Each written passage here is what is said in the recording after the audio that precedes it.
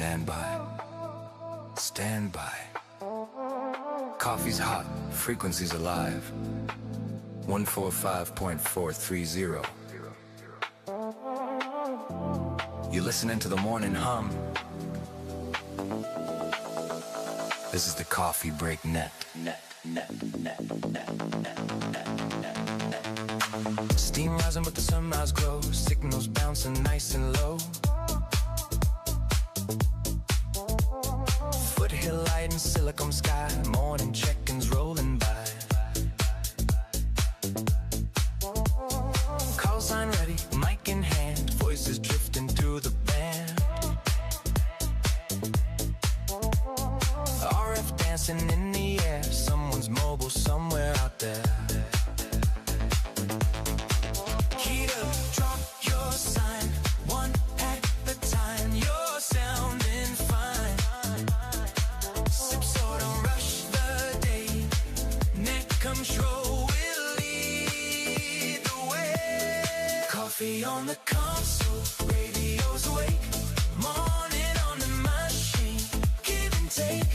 Voices in the speaker, smooth and clean. So like riding on the beam. Checking out, don't hesitate. This is how we caffeinate. From the hills to the bay.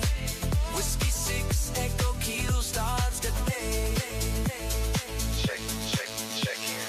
AllStarLink been feeling strong. Echolink brings friends along. Mobile bass or handheld tight.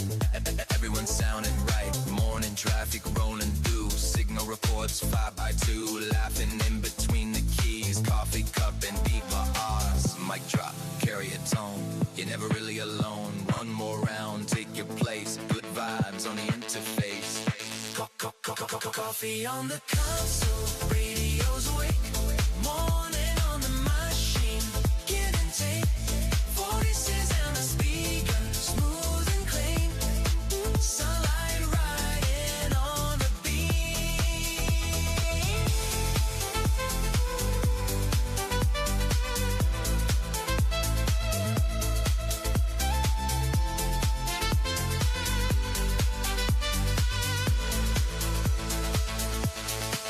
Check it out. Don't hesitate. This is how we caffeinate. Morning voices, RF stream. Coffee break, live on the machine.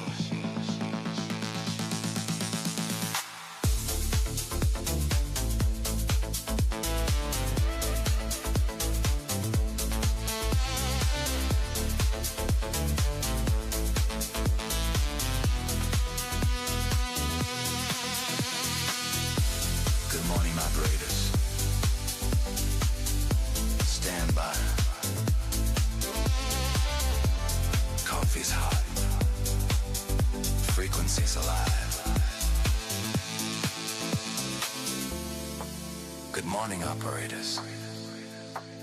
Stand by. Good morning. Voices.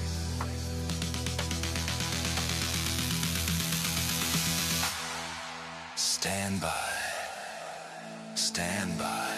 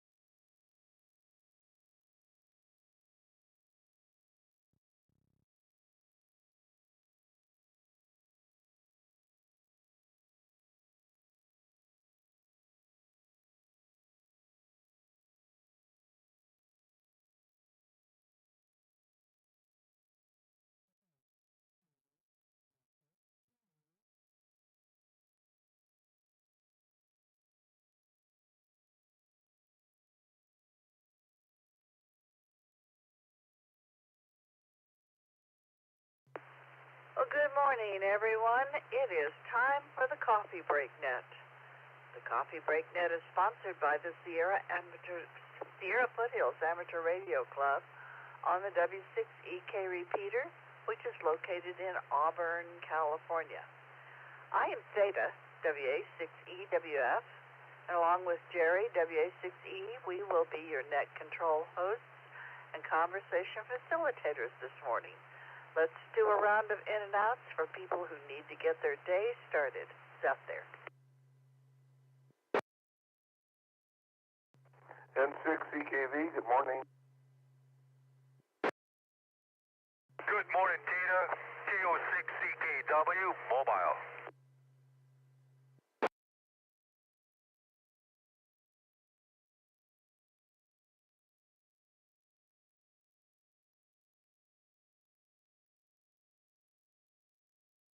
Well, let's see. I got Ramon, K06CKW, and Carl, N6CKV. Carl, I'm going to take Ramon first since he's mobile, and who knows when he'll run out of range. So, Ramon, good morning. Where are you off to? Good morning, Theta. Good morning to the net. Thanks, Carl, for letting me in first.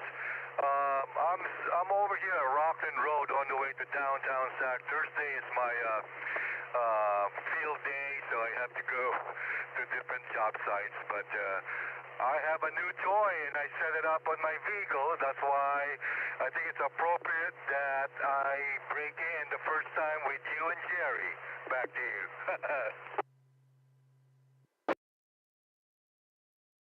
Oh, very good. You gave the 2820 a new happy home. Well, congratulations. You sound great. Thank you very much to you and Gerry. Actually, it worked out pretty good. I'm very familiar with the 2820 as I'm using another 2820 for my base station at the moment, so it worked great. Thank you very much once again. Well, you know, it was one of those things that gave good service, and we enjoyed using it, and we don't need it anymore. So we didn't want it to come and sit in the garage until it got all old and moldy. And so I'm glad that you're using it, and I'm glad you're enjoying it. Absolutely. You guys took care of your equipment. That's very, very admirable of you guys. I think you and Gerry have been my mentors since I started, and I really appreciate it. It means a lot to me to have this radio coming from my Elmers. Back to you. Well, watch who you're calling Elder, but yes, glad that you... Oh, Elmer, not Elder. Okay, I forgive you now. Well, like I said, I'm glad you're using it, and drive carefully. Watch out for the nuts out there. Roger that. Well, anyways, once again, thank you very much. May you all have a wonderful day. K06EKW, clear. 7-3, Ramon. Carl, N6CKV. Good morning. I think you're one of us Elmers, not Elders, also, right? Hey, good morning, Gerry, Theta, and Rocky. Yeah, it's good to hear that your radio found a good home and is in good use. That's great to hear. And it didn't take very long after the Ham Fest to have it find a home. Anyway, not much going on here. We're just going to plug around and get things done today. Back to you, Theta. Well, that sounds like a perfectly worthwhile job schedule or task schedule. Just plug around and get things done. I'm sure that you have mowing to do. Well, you might have to wait until the grass dries out a little bit, but yeah, this latest rain has just encouraged the grass, hasn't it? Yeah, Theta. Yeah, I did a bunch of mowing already. I've just got a few spots to pick up, but I'm going to have to do more, I guess, after the rain. And we got to figure out where to plant an orange tree. But other than that, not much going on. Everyone take care. Have a good day. This is W6EK. I'm going to say 73. Everyone have a good Thursday. And thanks for running the net there, Theta and Gerry. 73, Carl. Say good morning to Ruth for us. This is W6EWF. Let's see, National Days. Today is Maundy Thursday. That's a holy day in the Christian church. It's Children's Picture Book Day. Let's see, food. It's Burrito Day and Peanut Butter and Jelly Day. That's a great combination. Or is that an either or? You can have a burrito or you can have peanut butter and jelly. Gerry says put peanut butter and jelly on your burrito. Make a peanut butter and jelly sandwich on a flour tortilla and roll it up. And you have, yeah. We can come up with all sorts of good things about that. It's Ferret Day, and it's DIY Day, and I even wrote DYI, and I wanted to say DYI, but no, it's not. It's DIY. Do it your own self. Love Your Produce Manager Day. So if you don't want to eat a burrito and peanut butter and jelly sandwich, your produce manager makes sure you've got good produce on the shelves for you to get. And I like this one. Ride your horse to a bar. Our daughter and her friends who rode their horses down to Auburn Folsom Road rode their horse through the drive-through line at Taco Bell until Taco Bell made them stop doing it. I guess they didn't like that or something. Anyway, yeah, they also went swimming with them. So there you go. If you have a horse, ride it to a bar. This is W6EWF. Let's do some more in and outs. Come on, who's out there? KC8, Fox Queen Victor, good morning.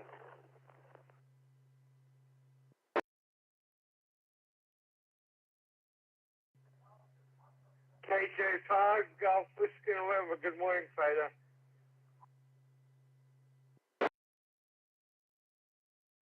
WB6LPJ.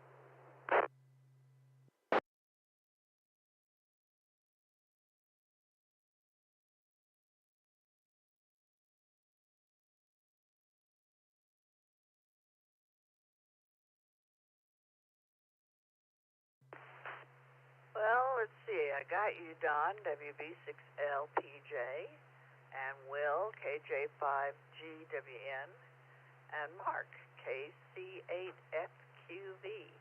Good morning, Mark. What's up for your day today?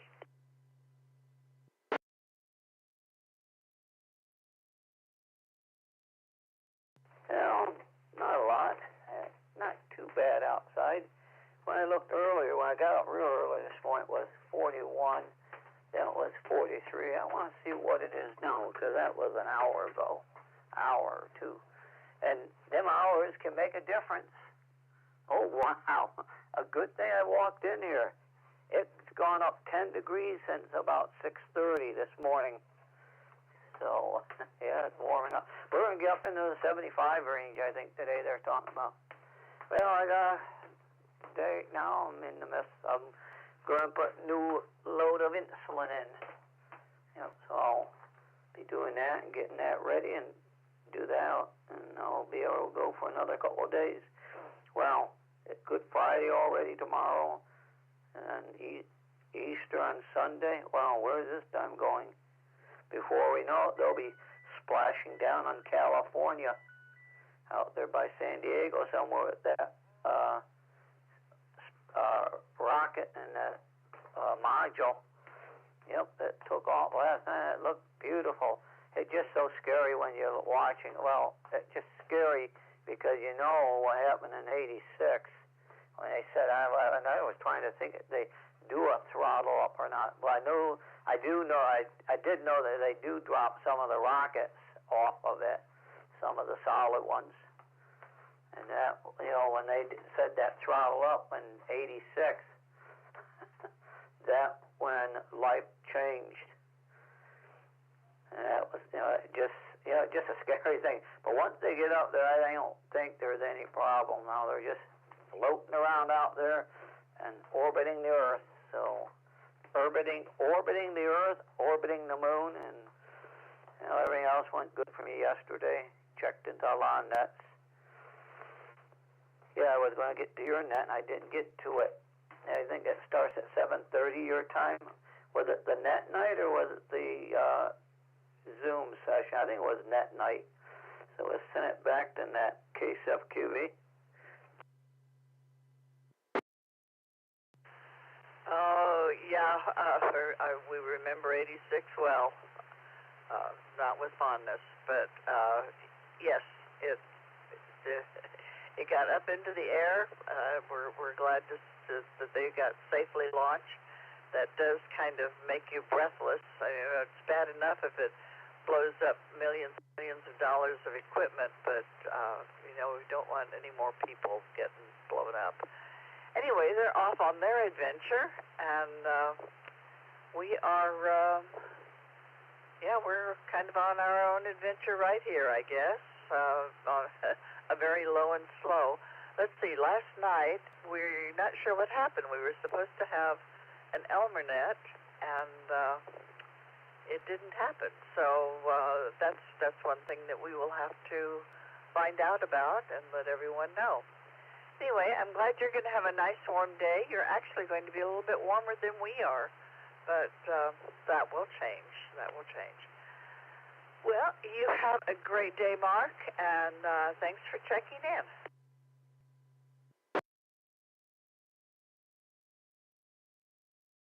Yeah, you're welcome, 73s. AC8SQV, you have a great day. KJ5GWN, good morning, Will. How is Oklahoma?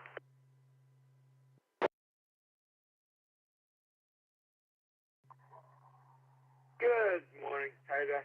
Oklahoma's doing well. We got some rain last night, and I'm pretty sure we'll get some more today.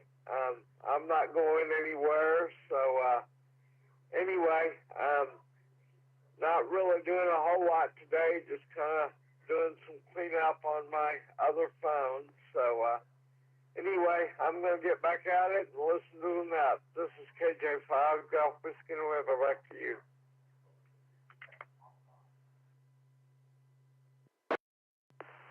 Oh, very good. Well, you have a great day, and hope you have a little bit of excitement in your day.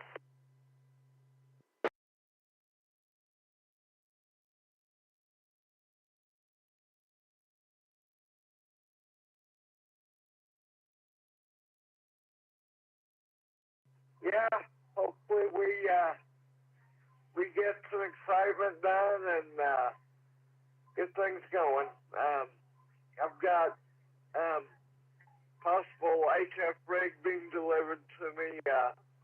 Hopefully sometime this month. I sent the last payment off to him yesterday, so anyway, he should get it by the end of the week, and hopefully we'll be able to take delivery of that soon.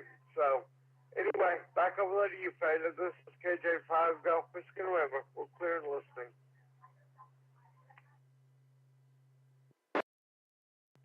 Well, I hope that you get it soon also. So I know you've been looking forward to that, and everybody needs a new radio every so often. You have a great day, Will. This is W6EWF, W6LPJ. Good morning, Don. Are you coming in through StarLink, or are you still struggling with the other services? Good morning, Theta, and of course the background lurkers. Good morning to them as well. Yeah, we're on StarLink. We have been now for probably about a month, good solid month, and we've had we've no dropouts whatsoever. It's just that transition. So ATT has completely been kicked to the curb here.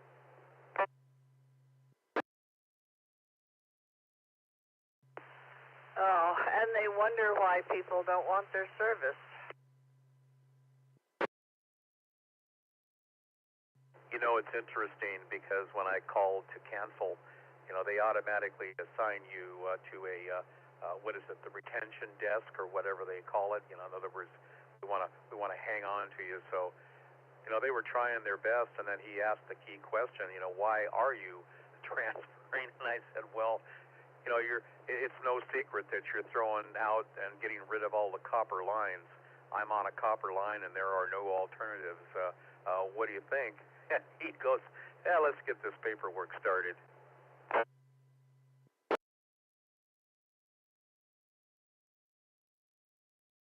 Yeah, I guess they recognize the inevitable. You know, it's too bad. There are certainly people who would still need that copper line to have communications. So it's a shame that they're giving that up. But I guess we have to go with the new things. And besides, it never worked very well for you up there anyway, did it? No. Over the years, we've had 5 megabits worth of transmission speed. And it started life that way, 19 years ago, 20 years ago.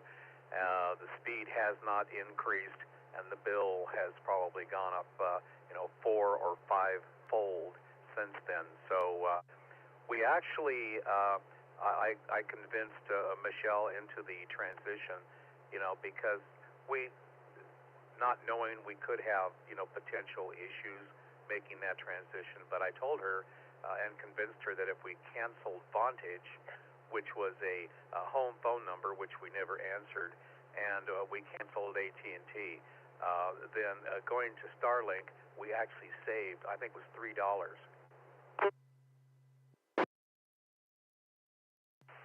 Hey Don, W6EK. So what do you do for a phone? Are you reliant strictly on your cell phone? Correct. Yeah, we, you always sign up your not creditors, whatever, with a home phone number, which we've maintained for many, many years. However, over the last maybe 2-3 years, we never answer it because it's always just telemarketers, and so nobody of importance has ever called us on that line for 3 years. And I just told Michelle, why are we retaining that? It just didn't make sense.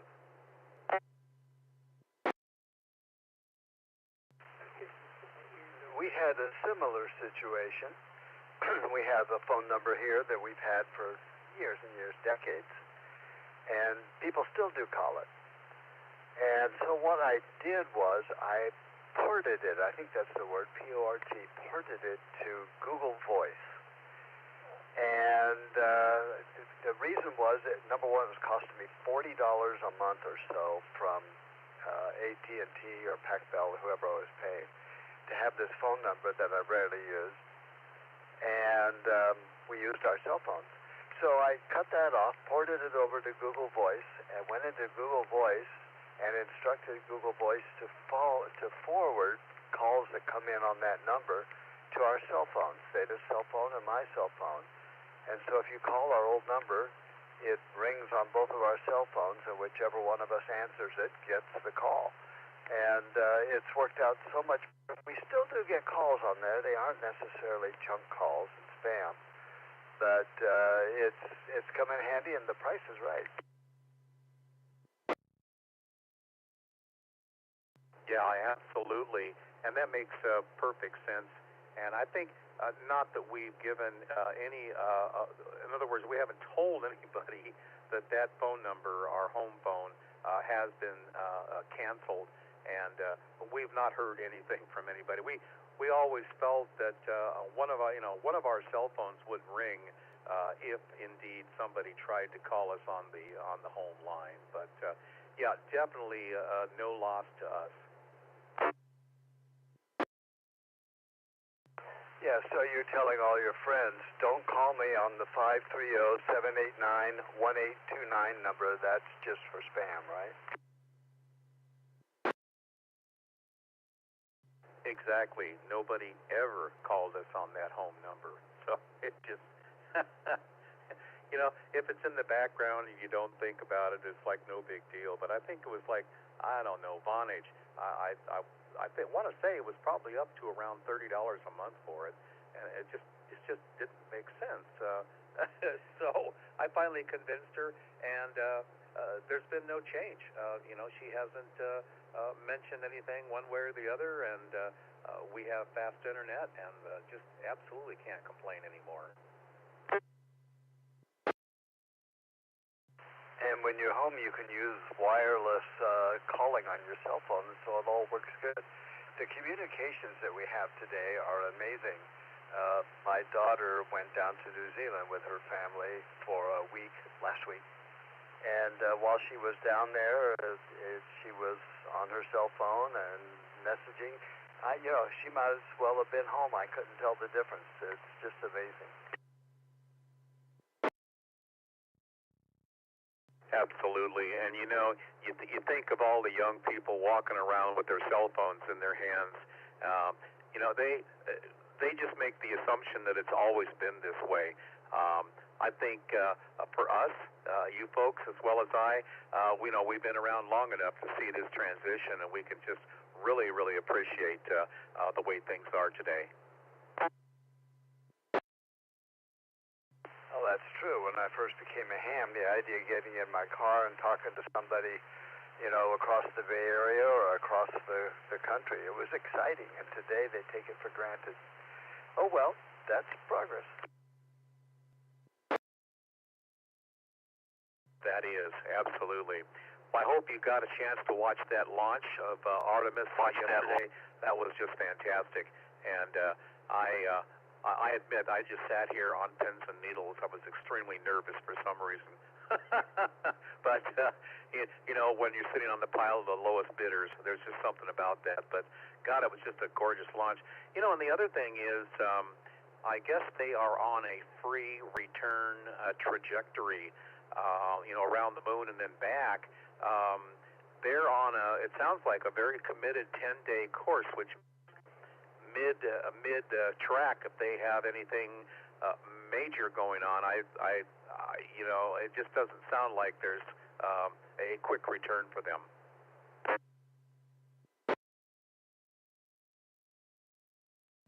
No, it isn't. It's a gutsy move. Tell me this. They say that this will be as far as man has ever been from the Earth. Didn't Collins go floating around the moon when he was waiting for Aldrin and Armstrong to finish their jaunt on the face of the moon? Correct, yeah. I think, you know, they were all circling at probably, 50, 60 miles above the surface. Evidently, the way they're going to do this trajectory return is once they loop around the moon, they are basically going to have a what is it, apogee, perigee? I can't keep those straight. Where their height above the moon will be, or distance from, will be greater than any past flights. Oh, I see. Okay, well, that does make sense. I'm reading one of my investment letters that I get every day, and they're talking about SpaceX. This is W6EK, by the way. SpaceX apparently is filing for an IPO, and the question becomes, should you invest in it? Well, not. But one paragraph in here kind of I got a kick out of. It says NASA just launched Artemis to send humans farther into space than ever before, and not 2 hours after launch, the toilet broke.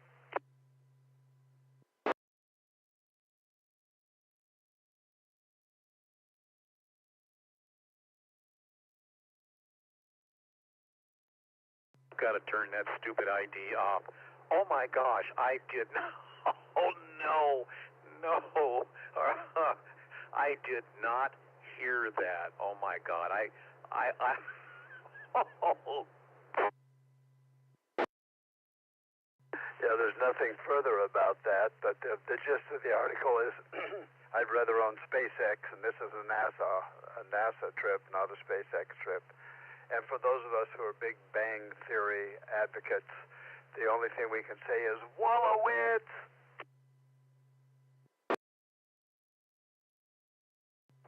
Oh God. Yeah, I got a little bit of a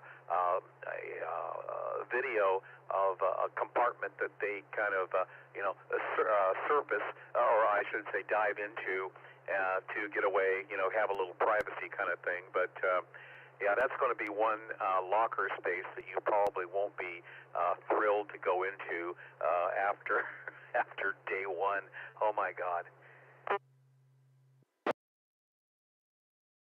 Oh, I assume they got it fixed. I just thought the whole idea of it 2 hours later it broke is funny. I'm going to give this back to Theta and get some other folks in here chatting. Good to hear you on, Donna, and your Starlink solved all problems. This is W6E. I should let you go. I've tried you. And this is... Thanks, guys, for doing the net. Going to have some coffee later on with some locals here in Meadow Vista. You guys have a great day. Gorgeous outside. W6LPJ. Oh, very good. Well, tell Marvin Bryan hello for us, and you and Michelle have a great day. This is W6EWF. Let's see, should I just run another round of in and outs? Why not? Let's do another round of in and outs. Who's out there who wants to just say something quickly and then get on the day?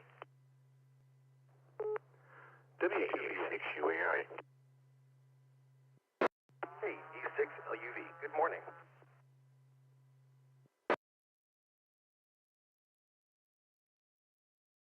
W6JK6SQ, Jeff in Roseville. W6JCZ.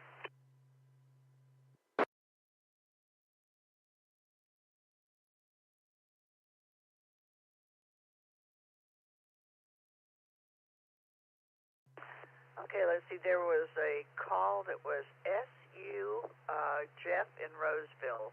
Could please give us the full call? Of course, Theta. Full call, Alpha, Kilo, 6, Sierra, Queen, SQ. Ah, okay. That would have made a better connection for us. Okay, we got you on the list. W6JCZ got you. KB6LUV, KA6UAI, and W2VX. It was very, very well spaced out. I don't think we missed anybody, did we? KI6RT, trying to check in from the black hole called Granite Bay. John, KI6RT. Yes, we know about that. Go reverse when we're on. Okay, let's see. Doug, W2VX. Good morning. Are you off for your bike ride? Yeah, it looks like a beautiful morning for a bike ride, and it might even be worth throwing the bikes on the back of the car and going down and going to Folsom and riding around down there. That's kind of what's going on here. You know what? I found that one of the secrets to happiness is to find things that I don't like that I can actually fix.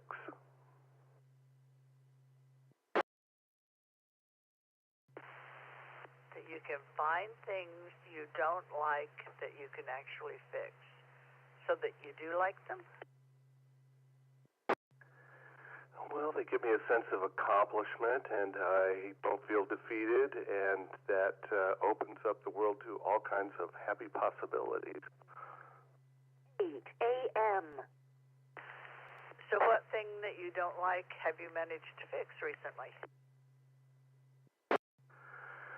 Well, we have an RTL SDR on the main receiver for the vault, and it just wasn't behaving because it didn't have enough bandwidth for the internet connection, the cheapo internet connection that we had.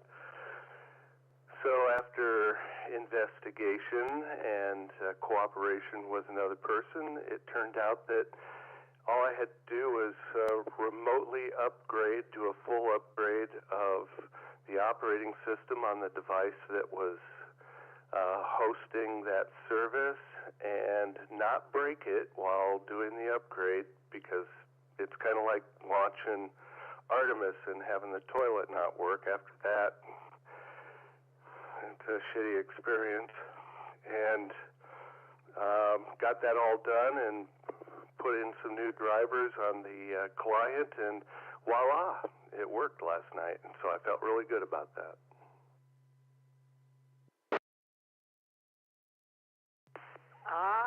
Very good.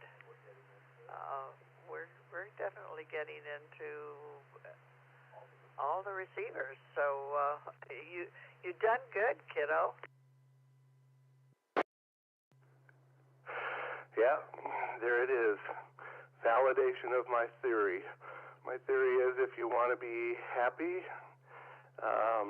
find things that you don't like, and try to pay attention to the ones that you can actually fix. Anyway, I think it's wonderful to hear you guys running the Coffee Break Net. I am standing at my kitchen window. I have 2 hummingbird feeders, and there is a morning soiree going on. They are all just, there must be 30 hummingbirds out there.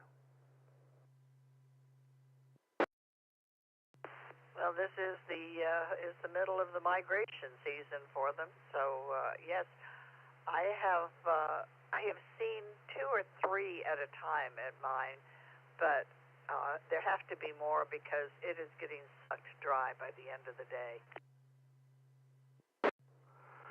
That's exactly it. I mean, I buy 25-pound bags of sugar just to keep these dudes happy.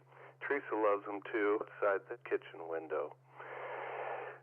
That's what's going on here. Hope everybody has a safe and pleasant day. Back to you. And I think I'm going to sip my coffee and listen to what's going on in the world. 7-3's Theta and Gerry and Rocky and all the other 4-leggers at your place. 7-3 to you too, Doug, and say hi to Teresa for us. KA6UAI, good morning, Ron. What are you up to? Good morning, KA6UAI. Well, when Gerry mentioned, talked about or whoever was mentioning the toilet broke, and Gerry brought up a particular character, it just made me, having breakfast, and it just made me think of Fruit Loops for some reason. I think maybe both of you will understand that connection, and many people will. But that's about it for the net. It's going to be a work day and waiting for some parts that probably will come in tomorrow, and kind of converting my one radio over to a lighter case and separate battery and things like that, so I can actually carry it instead of running it around with a little cart. Oh, very good. You have managed to lighten things up. So that is a good thing. I understand that. Yeah, a little bit easier to get into some more rugged areas if you can just carry it, right? Yeah, some of those parking lots can have bumps and maybe even speed bumps and potholes, so I have to be careful getting over to the nearby picnic bench. That's about it for ruggedness anymore. If it's got a sidewalk through the park or a trail, that's the way to go.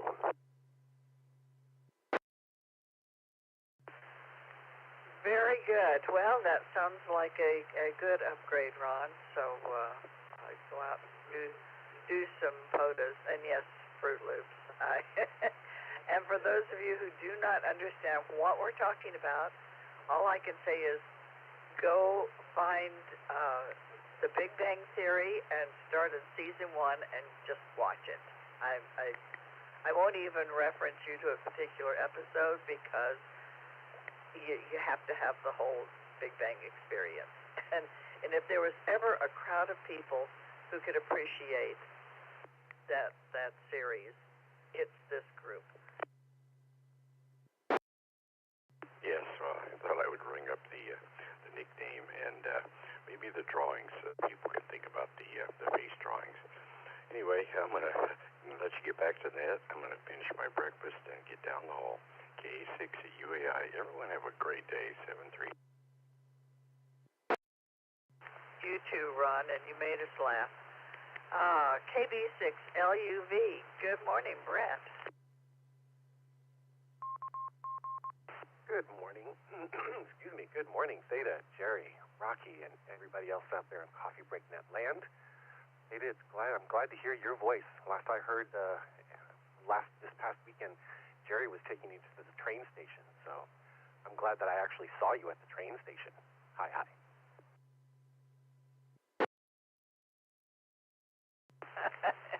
Yes, I saw you, and I got to see your wife, Dee Dee, and that was a great day, wasn't it? It was just gorgeous. Great weather, good company. I wish that my wife and I had the chance to stay a little bit longer, but we had some stuff that we had to get done back at the house. But definitely made the trip up there, and it was good to see faces, along with the voices. So, and then just thinking about the Artemis launch yesterday, when you think about going back to the original Apollo, the computation power that the original Apollo had, are you ready for this, had a whopping 72 kilobytes of memory and then 4 kilobytes of ROM to get to the moon. Think about that.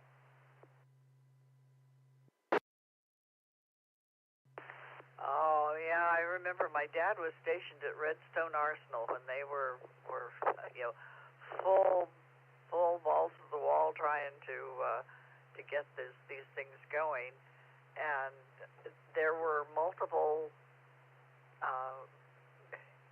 things like entire freight cars full of gear to run that, and he was always amazed just how miniaturized things got in his lifetime. And then today they could have done it with a Raspberry Pi sitting on somebody's desk. So it is amazing, isn't it? Yeah, it's incredible. I mean, the phones that we have in our pockets now are, a million times, literally a million times more powerful than the compute power that was used to originally get to the moon. So, the compute power that they're going to the moon with now is just, unbelievable. Can you imagine, how many terabytes of compute power that they have on that spaceship? So, anyway, these are quick in and out, so I will say good morning to my mom, Bonnie, in Newton, Kansas. Hope you're doing well, Mom. Also, I'm going to say good morning to my grandson, Jordan, just in case he happens to be listening, and I think he might. Hope you're having a great day. I love you both. And everybody else out there in Coffee Break Net land, have a great day. It's gorgeous out there. Be blessed. Take care of yourselves. Take care of each other. KB6LUV, Be of Love, 73. Clear and listening. Well, you have a great day, Brett. And yes, good morning, Bonnie. I hope Kansas is treating you well today. This is W6EK. This is the Coffee Break Net. W6JCZ Jim. Good morning. Good morning, Theta. Good morning, Gerry. Good morning, Coffee Break Net. First off, thank you so much for letting me stay the night last Friday. Got up 4 a.m. just like the alarm made me, and I was up and going. Picked up around $1,600 worth of equipment for $500. So, when they say Loomis is the best Hamfest in the area, I'm right with them.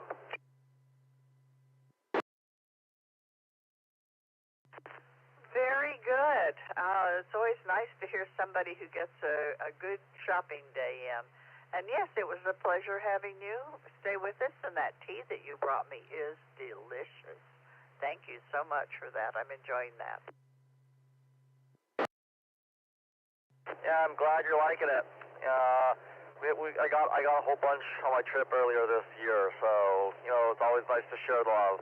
Anyhow, that's all I've got. Just want to say good morning to everyone. Amazing weather today. I'm looking at the horizon. I see a little bit of clouds on the horizon, but I woke up today. I was like, man, there is not a cloud in the sky. So yeah, this is the nice weather after the rain. Looks like a high of 66 today. So just perfect weather. So this is right back to where we were. That's all I've got. Everyone have a great Thursday. W6JCZ back to net. You too, Jim, and hope you sell lots of gear at the store today. This is W6EK AK6SQ. Good morning, Jeff. Good morning, Theta. Good morning, Gerry. Good morning to the net. It is another beautiful day out here on the back porch in Roseville as well. The dew is shining on the freshly cut grass. All of the trees are looking healthy and wonderful. The birds are singing, the sun's shining, and the fish are jumping. It's all good out here.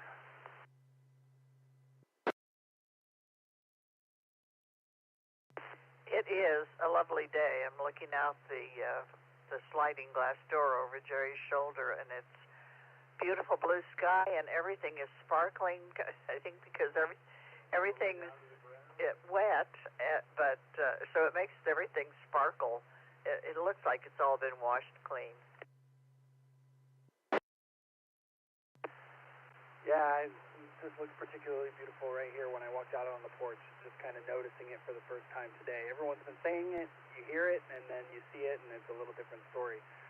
Just two things for the net here. It was nice to see you and Gerry outside of Granite Rock Grill on Tuesday morning. The Lyons family was headed out to the zoo, so that's where we were at Tuesday. When we walked by, you mentioned the parking lot was like Frogger. That was me. And then the other thing, I just wanted to say thank you very much to you, Jim, W6JCZ, for testing out my G90, the test bench. And that's really all for me. This is AK6SQ. Oh, that's funny. I'm sorry, I did not recognize you at the parking lot at Granite Bay Grill, but Chris Gerry points out we're only halfway awake at that point. But yes, that's a very small parking lot, and it's amazing how very large vehicles get in there and create challenges, and then there are people trying to come in and people trying to back out, and yeah. It's an adventure, just getting to breakfast. Yeah, and just in case you haven't seen it at all, if you're when you enter into the parking lot, if you go to the far right, there's like a kind of a main area parking lot, I think, kind of like a secondary parking lot outside of the actual little strip mall kind of area. It's not that it's a strip mall, so that's the only way I can describe it. Yeah, just in case. Well, anyway, y'all have a wonderful day. Thank you, everyone, for being here on the net. I hope everyone has something special happen to them today. And if not, hey, it's just another day, and maybe tomorrow. But this is AK6SQ, wishing everyone 7-3. Have a great day. You have a great day, too, Jeff. This is W6EWF, John, KI6RT. Yes, if you can't hear us, Gerry says go direct. I'll copy, KI6RT.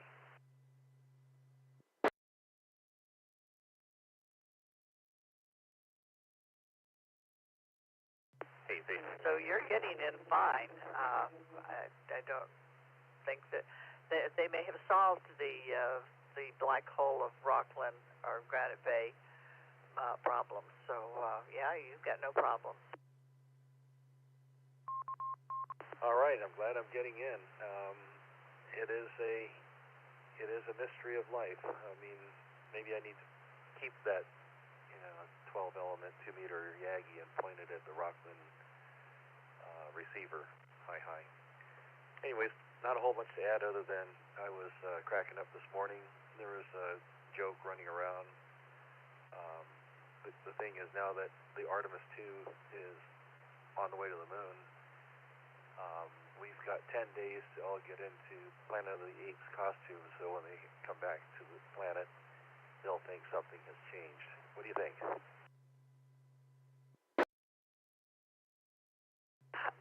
I like it. I hope that when they come out of the capsule, that's how they're greeted. Yep, that would be a stunner. Anyways, thanks for running the net on their spaceship. That's kind of scary. Blue screen of death when you're on the way to the moon. KI6RT, back to net.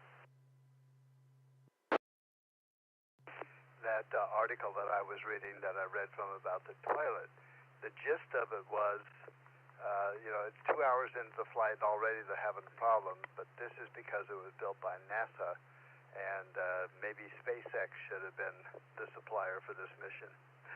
It does raise a bunch of questions, doesn't it? Yes, it does, but I think they can hold it for 10 days. What do you think? We don't want an explosion up there of any kind. By the way, you're getting into the Rockland voting receiver and the Mountaintop, both of them almost, well, the Mountaintop you're full scale, and the Rockland just a couple of notches off full scale. So you're doing well from that little RF hole, as you like to call it. Well, I suffer from the capture effect, relative to other signals in the area. They overpower me, and so I don't win on those voters. How much power are you running into what kind of antenna? I think I'm running 10 watts into one of those Arrow J-poles that I built a decade ago. I probably should stick the antenna outside. I have it in the attic. But last time I looked at the antenna, it was fine, and SWR is fine, and I think this is enough power to hit the repeater on most days. So, what the heck? Maybe I should crank it up to 50 watts. Well, I've been told I'm reading your scale wrong here. You're full scale into Rockland and almost full scale into Mountaintop. Yeah, 10 watts, there's your problem. If you want to compete with the guys on this net, you better go up to a kilowatt. All right, I'm going to head down to HRO after this. There's a quick in and out. I'm probably going to get the hook soon. So, hey, have a great morning, and always great talking to you guys. 73 KI6RT. You going to be around next Wednesday to go on the bike ride? I believe so. Yeah, I think so. There's a trip I'm trying to avoid. So if I can avoid the travel, then yeah, I think I'll be there. So we shall see. We'll see you on Wednesday. KI6RT. Just listening to you and the stories you tell about the frequent travel and the long trips makes my back hurt. 7-3, John. This is W6EK back to Theta. And this is W6EWF. This is the Coffee Break Net. Let's see, just to reiterate, in case no one heard, today is Maundy Thursday, or Holy Thursday. It is Children's Picture Book Day. What was your favorite children's picture book to read to your kids? Yeah, Gerry says Berenstain Bears. Yep, we had the full set. It's Burrito Day. It's also Peanut Butter and Jelly Day, and Love Your Produce Manager in case you'd rather have veggies instead of either a burrito or a peanut butter and jelly. It's Ferret Day, DIY, and Ride Your Horse to a Bar. Have you ever done that? Ridden a horse or ridden it to a bar? This is W6EWF. This is the Coffee Break Net. Who's out there who wants to join in and chat with us? If you want to be an in and out let me know. I'll put you at the top of the list. N9MUF. K5ABN.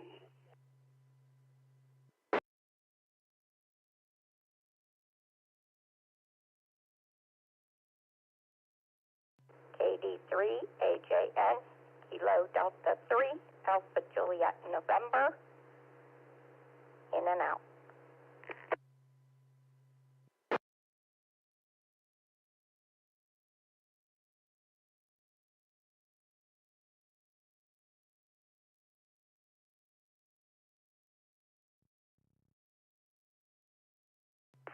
Okay, let's see. I got Anna, KD3AJN, and K5ABN.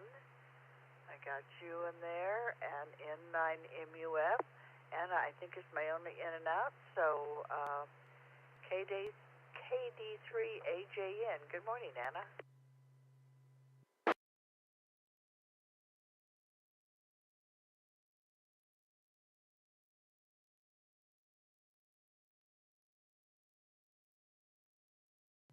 Good morning, Theta, and everyone else on the net this morning.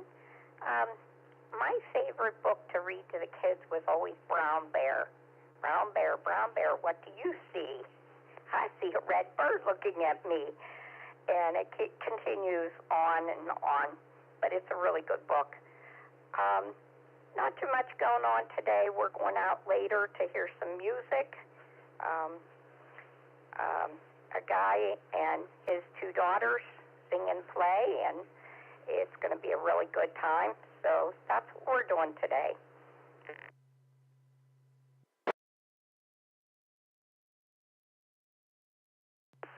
Well, that's great, Anna.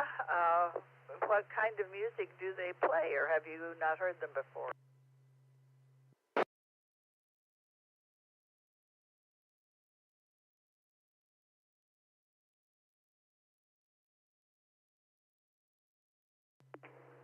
They play some Celtic music, folk music, and some Christian music, and just a little bit of everything.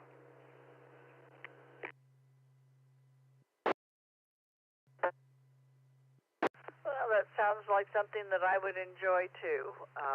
So I hope you have a good time doing that, and you get to do some socialization after.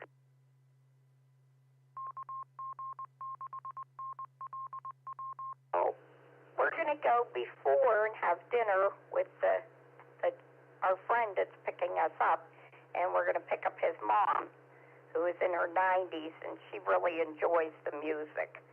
So we're going to go have dinner, and then we're going to go hear the music. Well, that sounds like a lovely evening, so I hope you enjoy, and we'll look forward to hearing a report about the music tomorrow. Okay, I will make sure I give a report tomorrow. Other than that, not too much else is going on here. Just doing our things.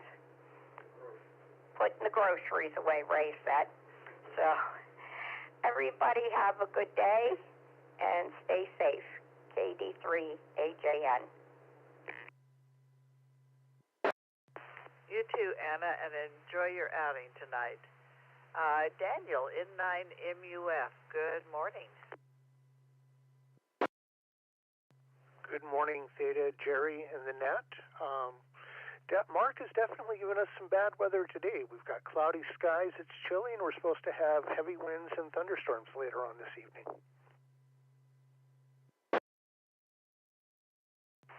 Well, he would probably tell us that you're getting the storm that we had the last couple of days. Well, yesterday afternoon, it came down just pouring, and it was absolutely straight down. There wasn't a breath of wind. But we did get a little bit of rain. Of course, our rain gauge is broken, so we have no idea how much. But we got rain. We got water. And I see looking out the window that it already has rained. So it wasn't raining at the moment, but nor since I woke up, but yeah, I guess it did rain overnight.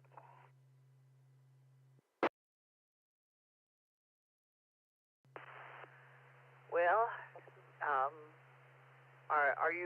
is your area well hydrated, or are you happy to have that rain? As a farm kid, I'm almost always happy to have the rain. It's just one of these things where it's this natural, yeah, we need the rain. I might not like it, but the ground likes it, and I've got enough of the farm kid instinct in me still that I'm going to root for it. Very good. So what are you up to today?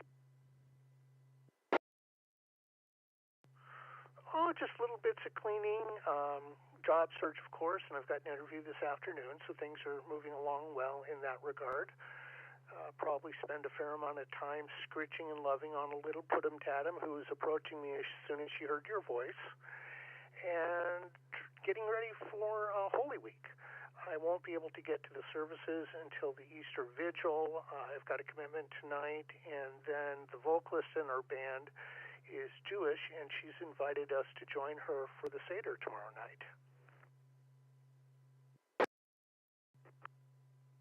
Oh, very good, very good. Our daughter used to have neighbors across the street who were Jewish, and they invited her family every year for the Seder dinner, and we got to go one year. It was good. The kids they explained a lot for the kids, and it was quite an experience. Well, I'm definitely looking forward to it, and definitely looking forward to seeing our vocalist and her family. Was up there a few months ago for a gathering, and it was a lot of fun. Other than that, I think just continuing to tweak some amateur radio and hope to get some contacts with the way the bands are today. It's one of these cases where I know there's a storm, but everybody's deciding, well, nobody's calling CQ, so why should I?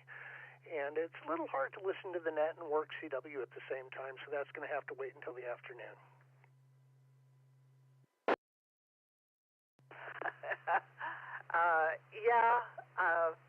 Gerry talks about this one guy that he knew in the Pentagon ham shack that could do like 30 words a minute and carry on a conversation with the other people in the room at the same time.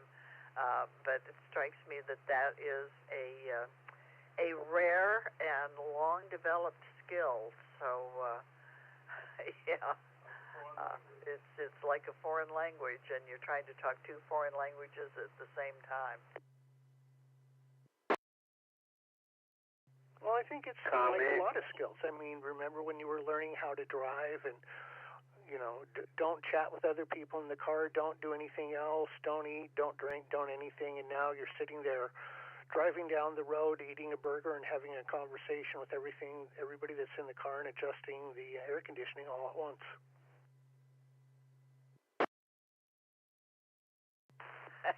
Yes, oh indeed. There was a comment there. Go ahead, comment. K5ABN. Hey, my comment was I've got a friend who lives south of me here in Arkansas that used to drive around in his vehicle doing CW with a bug strapped to his thigh.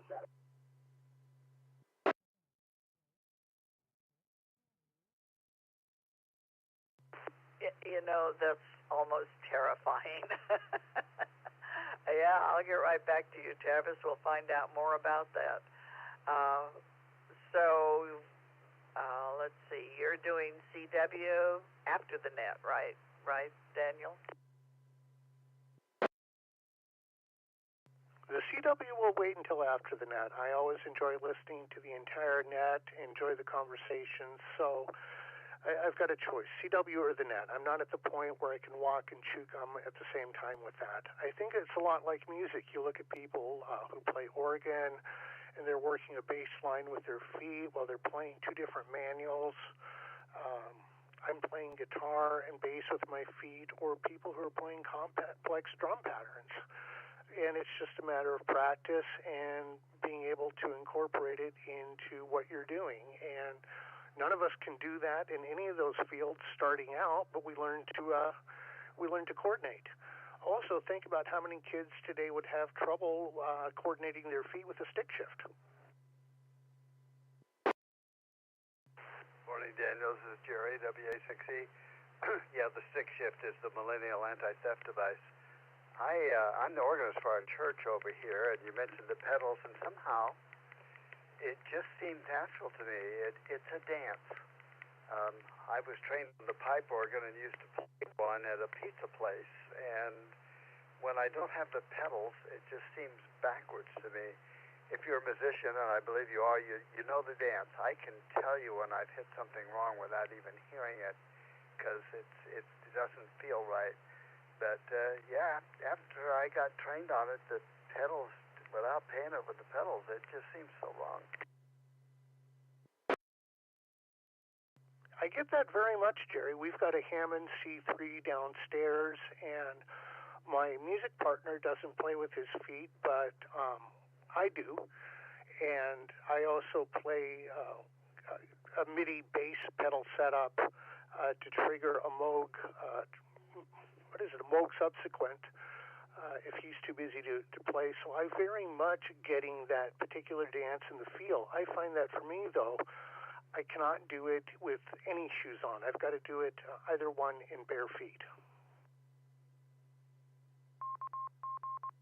Oh, I cannot do it in bare feet. I got to have my organ shoes on, which are typically shoes with leather soles, because I do a heel and toe and walk up and down the scales, and if I have bare feet, that prevents that. But it sounds like you got all those fancy gadgets. You know, and the same is true with the piano. When I play the piano, I know when it's not right, even without hearing it. Also, with the pipe organ, what I found was there's just a slight delay between the time you press the note and it makes a noise. And so if you're listening for yourself, you'll eventually stall. And so you really can't listen to the sound. And by the time you make a mistake and you realize it, it's really out there. There's no recovery. I understand that very much as well. A mellotron is even worse when it comes to that regard. And the producer of our first album, who is now the person whom I'm partners with, suggested that I play a mellotron on one song, and I couldn't get it because you've got to play a mellotron ahead of the beat because of that mechanical delay that takes place. Yeah, that would drive you nuts. And what this brings to mind is people who get together and they play music in a duet, a trio, a quartet, something like that, and they do it on Zoom. Somehow I think the timing would be just a little bit off or enough to drive you crazy. There's about 3 technologies that I can think of that they're working with right now to try and help with that latency, but you're right, you get that latency in there, and it's already bad enough if you're far away from the person in one room, because that delay can just cause problems. But I can't imagine trying to do it with the delay of the internet. Boy, you make a good point. In the same room, I've run into that, and it drives you crazy. But you had mentioned the feet, and I'm just thinking, it just seems so much a part of what I do. You got to have the feet, and you got to be able to walk up and down with the heel and toe. So, any event, great fun. Good to talk to you. I'm going to give this back to Theta. This is W6EK. And this is W6EWF. Well, sounds like you have a lot of good music and to take care of, and enjoy your day. And good luck on your interview today. I hope that it's a very successful one. Thank you very much for the good wishes. And yes, other than the interview in the afternoon, it's going to be a very musical sort of day. I need to figure out the album kind of stalled after my father passed away back in August last year, and it was just kind of hard. Kind of the wind was taken out of me, so I'm going to go over and work with my musical partner and see what we should start working on next. So that's the part of the plan for today. Get the sheet music together and move forward. 7-3 to you in the net, Theta and Gerry, at 9 MUF. Well, always nice talking to you, Daniel. This is W6EWF K5ABN. Travis, good morning. Almost good afternoon for you. K5ABN QSL. Yeah, it's 10:36 a.m. here in Northwest Arkansas. Here, just sitting here and enjoying the morning, waking up and all that good stuff, and just normal morning somewhat.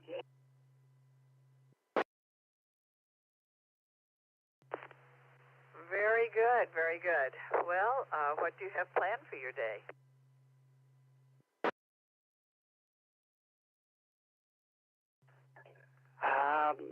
Keeping an eye on my phone, waiting on my StarLink shipment to ship out so I can get off of my not so great internet here in Northwest Arkansas, which only does 5 megabytes per second download and like 0.6 meg up.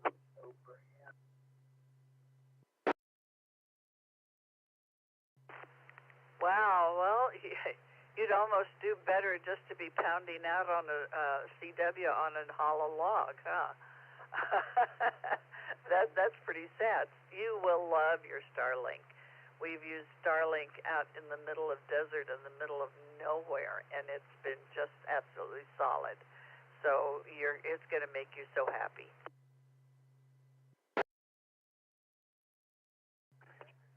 QSL.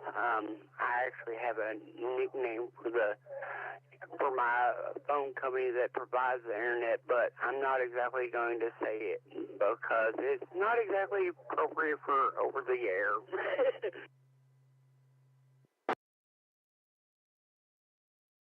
Well, I can imagine if you think to call them.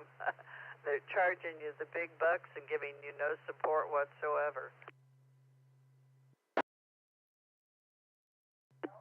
Oh, well, you have no clue here because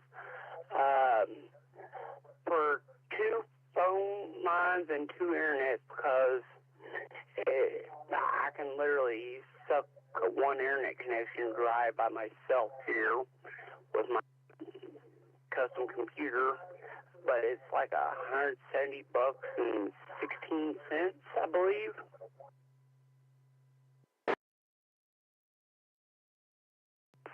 Well, you'll pay less than that for your StarLink, and you will get absolutely stunning, wonderful service.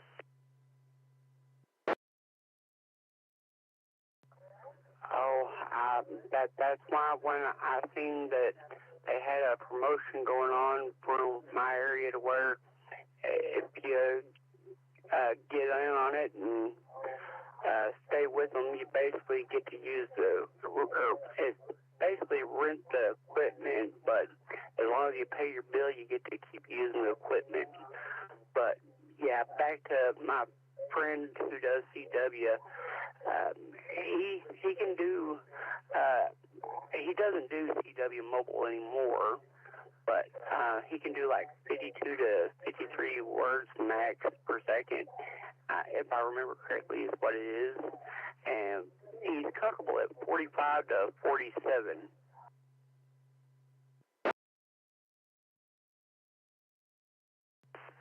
That's pretty impressive. He's obviously been doing it for a while to work up to that kind of speed. So, of course, that eliminates that cuts down the number of people that he can talk to. If he's going that fast, he has to find other people just like him.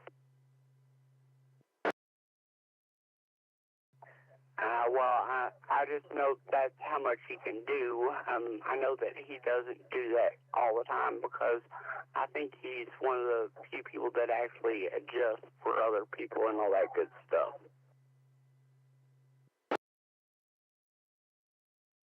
Yeah, I'm thinking about some poor soul who's just learning CW, and they're so happy they've gotten up to 15 or 20 words a minute, and then to have somebody come back to them with a brrrt.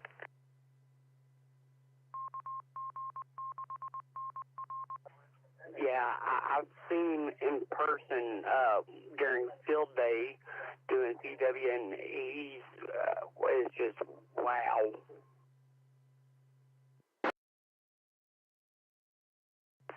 Oh, fun thing. So does your club do a field day?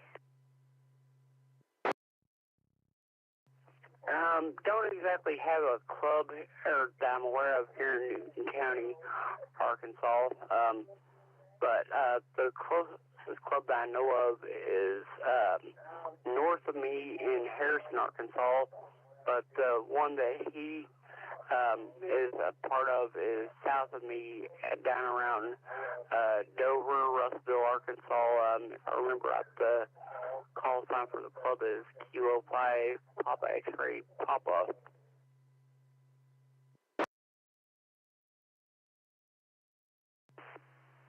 Oh, well, is it close enough? Do you go visit them, or are you just hearing them on the air? What? I go down there all the time fishing. Oh, heck, there's no telling how many catfish I've pulled out of the Arkansas River down there around them.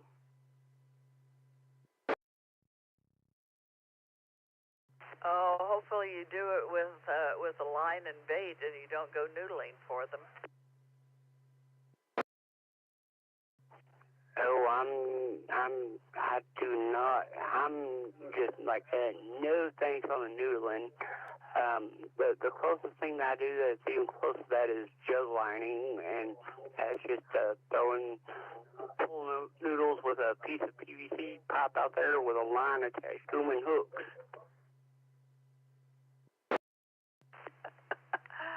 Yeah, that's okay, but yeah, that whole concept of sticking your hand in a hole in the bank of the river and you have no idea what's in there, that just seems like not smart.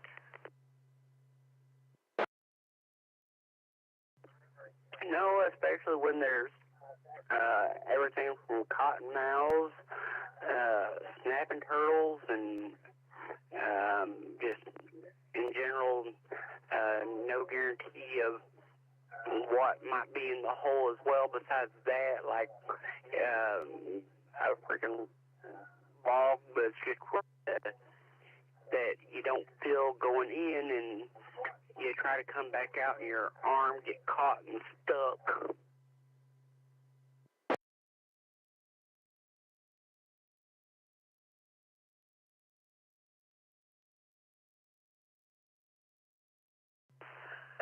Yes, I mean, all of those things are just practically a nightmare for me. Well, good. I'm glad you are smarter than the noodlers. And anything else that doesn't involve sticking your arm into dark, muddy holes with all kinds of things possibly in there, that's good fishing. You're doing okay. Roger that.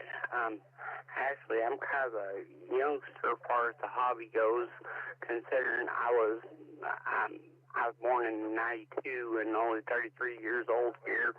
And actually, going back to the ones that was talking before just now, I can actually drive a stick shift still myself.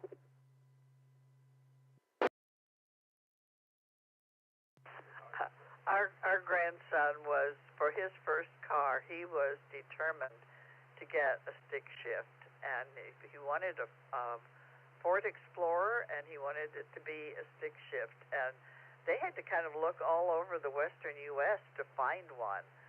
So he has that, and I bought him a T-shirt for Christmas that with the stick, the pattern of the stick shift, and I said it says something like the classic car, or I drive a classic car, or something to that effect. Anyway, he loves that shirt.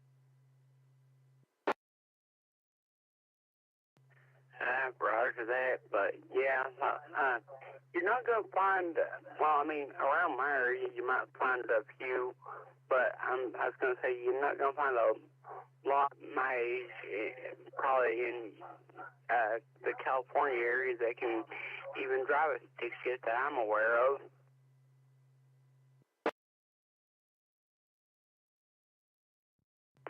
We made sure that our kids knew how to drive a stick shift, and in fact, our daughter's first car when she went away to college was a stick shift, and we did that intentionally because none of her friends could drive a stick shift, so she was the one who did the driving, and she's a very good driver.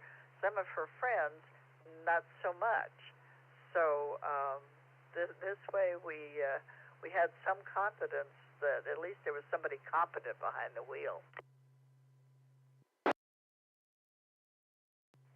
Yeah, roger that. Heck, and the nice thing about at least the older stick shifts, I know that more modern stick shifts, they're a little bit finicky and don't exactly like being roll started, but luckily the stick shift I drive is a 1984.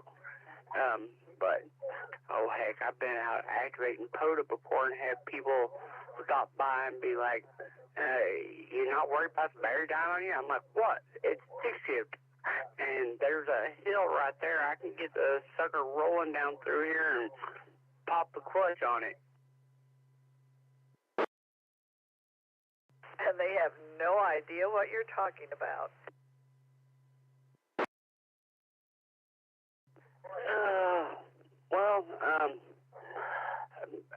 I'm not sure, but most of them are like, "Oh, I didn't really think about that." But it's like, one of the nice things about older stick shift is that you can, you don't exactly have to worry about the battery dying too much as long as you have a hill, or for that matter, the starter going out on you either, because it's like as long as you got at least somewhat of a bit of a hill to help you with, you can get the thing to start. That's true. Or a whole bunch of friends to push you real fast. Very good. Well, it's really nice talking to you, Travis, and I hope you go out and catch some good catfish for dinner one of these days soon. QSL, Theta, while I'm thinking about it, K5ABM for ID here, what's your call sign here? Because I was going to see if you had your email address on there, and I was going to send you a picture of a catfish that we caught back around 2013, 2014.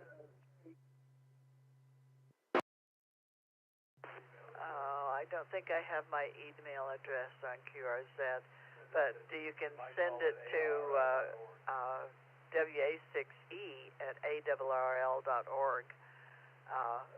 WA6E is my husband, Gerry, who's sitting right here next to me. I'm WA6EWF, so that's WA6 Electric Wire Fence. And you understand what that is, too, don't you?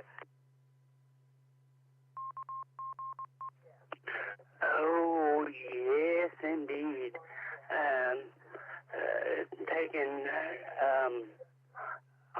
Drive you about 3 or 4 8-foot ground rods right there close to the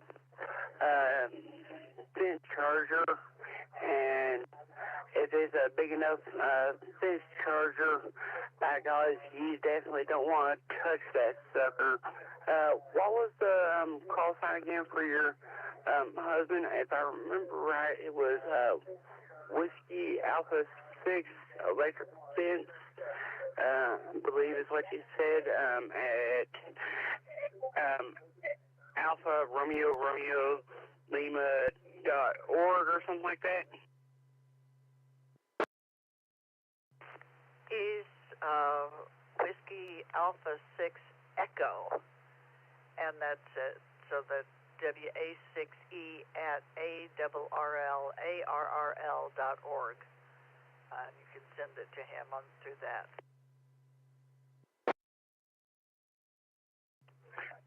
QSL. I just making sure that I got it right there because I'm here at my computer and was typing it into the to the recipient and just making sure I was getting in there right is all. Very good. Well, that's what it is. W6 Echo at AllStarLink.org. So, yeah, looking forward to seeing that fish. It's probably a big one.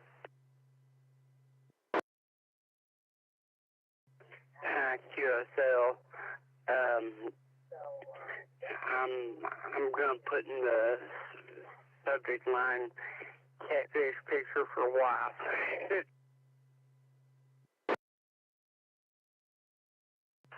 Oh, very good, very good. Yeah, I've got a lot of my dad's fishing pictures. He was a fisherman, but his fish of choice was a big mouth bass. He said that gave him the best fight.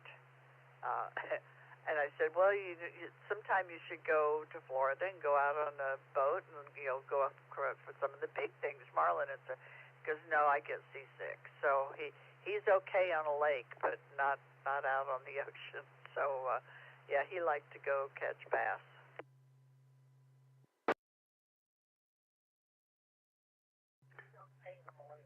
QSL. I know all about that. Oh heck, I've actually got a funny story about that. Some years ago, me, Dad, my grandpa was Florida, and we went out on a boat to go deep sea fishing, and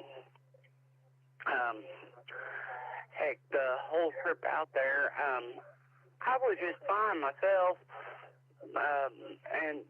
but the whole trip out there, my dad, he was green around the gills the whole trip. But as soon as we got out there and anchored down, it switched. He was the one just fine, and I was the one green around the gills. Oh, I understand. I understand that entirely. Well, nice talking to you, Travis, and I hope you have a great day today.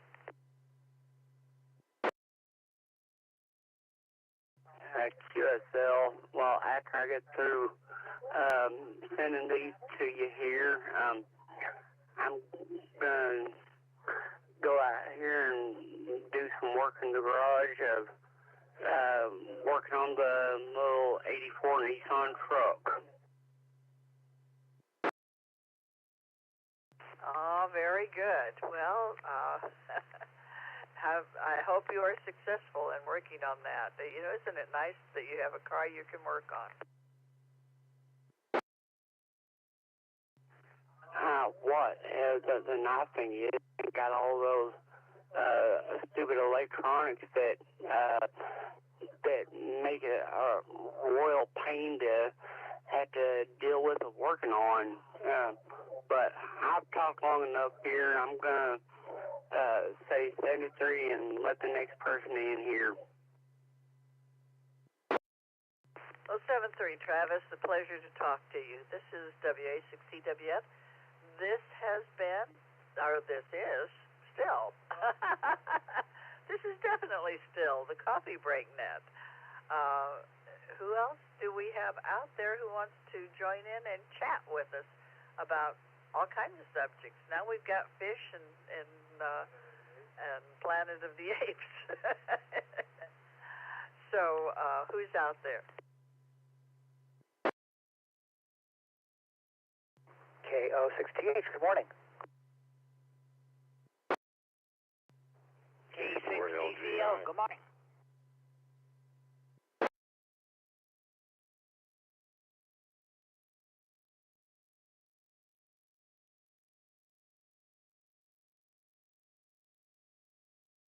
All right, let's see. I got Sam, K4LGI, and K6DCL, and Greg, K06TH.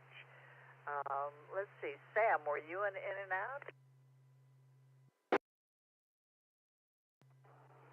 I guess I'll check in and out. The last customer there was pretty good. I had to listen to that.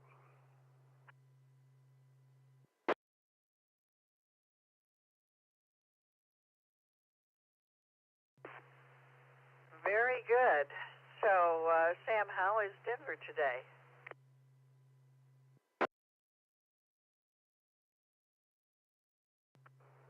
Nice and sunny. Well, I keep thinking that catfish must be enormous, probably 2 or 3 feet. Yeah, it's sunny. I just got going here and just got outside and trying to do this and do that. And that's what's happening. Maybe I should take some lessons from that last guy there. Maybe I won't be in and out so much. Comment K5ABN. K5ABM, what is your comment? Oh, it was definitely good catfish. Heck, I'm like 5'6" and 5'6", and it come up to under my chin, and the tail was around my ankles.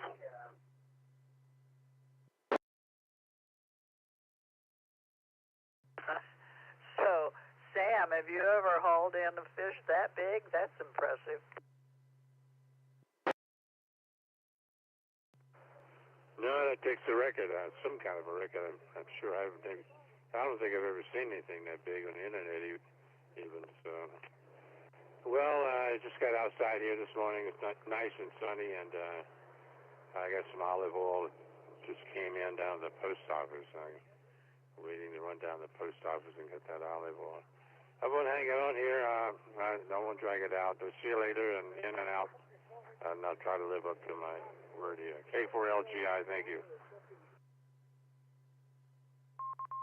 Well, before you go, I have to ask, where are you ordering olive oil from?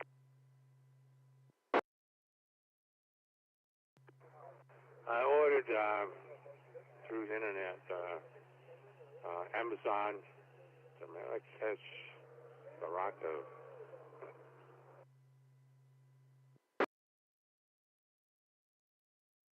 Oh, okay. You don't go directly to some specific If it was wine, I'd call it winery. An oilery. There's a place about 100 miles up the road from us that sells wonderful olive oil, and when we would be driving up and down to go up to Portland to visit our daughter, that was always a stop. When now that we're not motorhoming anymore, we may just have to make a special trip up there when I run out of olive oil again. So I guess that's no worse than ordering it online. Well, you have a great day, Sam, and I'm glad that you checked in with us. Weather conditions clear. Yes, there's a place here in Denver. It has a tasting room and all that, and I looked at their listing of olive oils, and it was too much continental stuff, and I wanted something a little different. In and out here, K4LGI. Have a nice day, everybody. Hello, Gerry. See you later. This is W6EWF, KO6TH. Greg, good morning. Good morning, Theta. Good morning, Gerry. Good morning to the net. Greg, KO6TH. Lovely day today. Nice way to start out. The sun is coming down from the sky. 18 watts on the solar panels. They're in the shadow right now. So yeah, going to be a do some errands day. See what else is going on. Interesting launch yesterday of the spacecraft. To Gerry's question about a comment about the distance, the maximum distance. I think I haven't read this, but directly. But the moon's orbit is not circular around the Earth. It comes in and out, and I'm guessing it's further out in its orbit now than it happened to be at that time. Back in the 70s. So that's probably a good bit of why they'll be further out away from the Earth. Is that even though the distance from the moon may be still pretty similar, the moon's orbit does move in and out a bit, so that could be part of it. And what else topic? A couple of things this morning. I forget what they were now. KO6TH, back to you. Let's see. Stick shifts, large fish, and dressing up as Planet of the Apes to greet the crew when they get back from their orbit. Somebody really ought to do that. Yeah, that was a great idea. We got 10 days. So, they're still in Earth orbit right now. They're not going to be actually leaving for the moon for a couple of days. So they got to check things out before heading out there. And then to loop around and come on back, free return. And the apex, the farthest distance, is a couple thousand miles further. The moon is, round numbers, 250,000 miles away, and plus or minus a little bit is a lot of miles. So, yeah. Anyway, we had a good astronomy club meeting last night talking about the moon. Very topical this time of year. So I have some video editing to do there. I'll be editing right now I'm editing the video of the Hamfest. I just got started on that. And, and projects around the house and preparing for another boat day next week, probably Monday or Tuesday. We have the Rusty range is out of the boat, and the whole area is cleaned up. No more propane being pumped into an enclosed area and setting a light. That always bothered me. Going to put the induction cooktop in next. So, coming along. KO6TH, back to you. Well, there's always something that needs to be worked on a boat. So you definitely have your work cut out for you.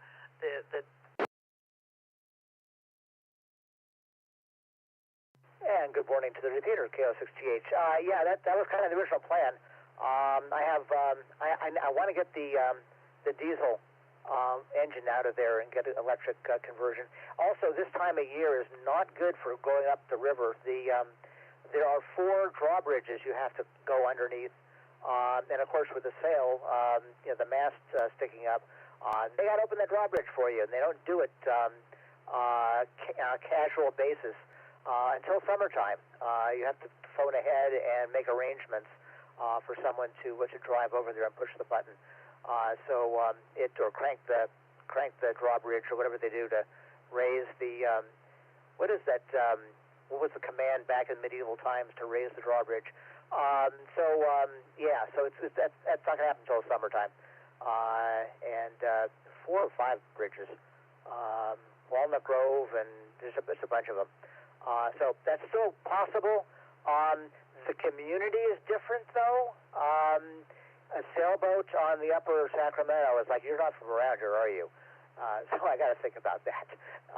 Anyway, a lot of projects there. I've tested positioning ham radio on the boat and got a spot for the antenna. The antenna seems to look pretty good. The radio seems to receive at least very well. I haven't tried transmitting on the. I can't get into our repeater from there, obviously.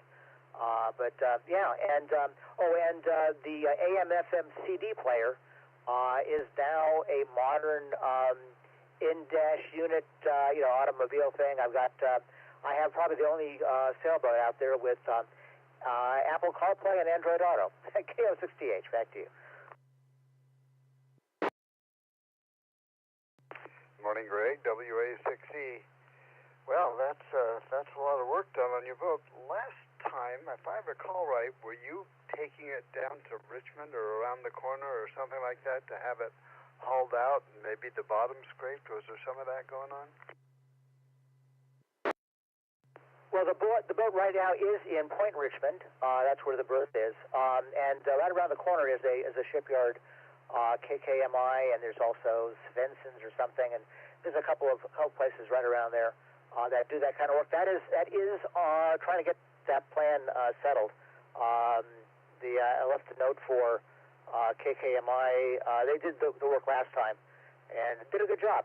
But I understand, I was talking to the guy that actually lives on a boat 2 slips down from mine, and big old yacht thing. He's nice boat. Anyway, he said, by the way, they changed ownership like 2 weeks ago. So I was like, okay. Not sure what that means in terms of their ability to do good work, but something to keep in mind, I guess. So anyway, I'm waiting to hear back from them with a bid, and we'll see what to do there. But yeah, it's time for the bottom job and a little bit of repair underneath there to get done. And then once that gets done, I can't take the boat out of the water for more than about a day because it kills the bottom paint. So I got to figure out the logistics between that part of the work and doing the motor. Because the guy that wants to do, or that was thinking about doing it for the motor, will have the boat out for about a month, and that would be a problem. So, got logistics to figure out. Anyway, I'll let you know what we come up with. Plans are trying to get made, but they're in conflict. KO6GH, back to you.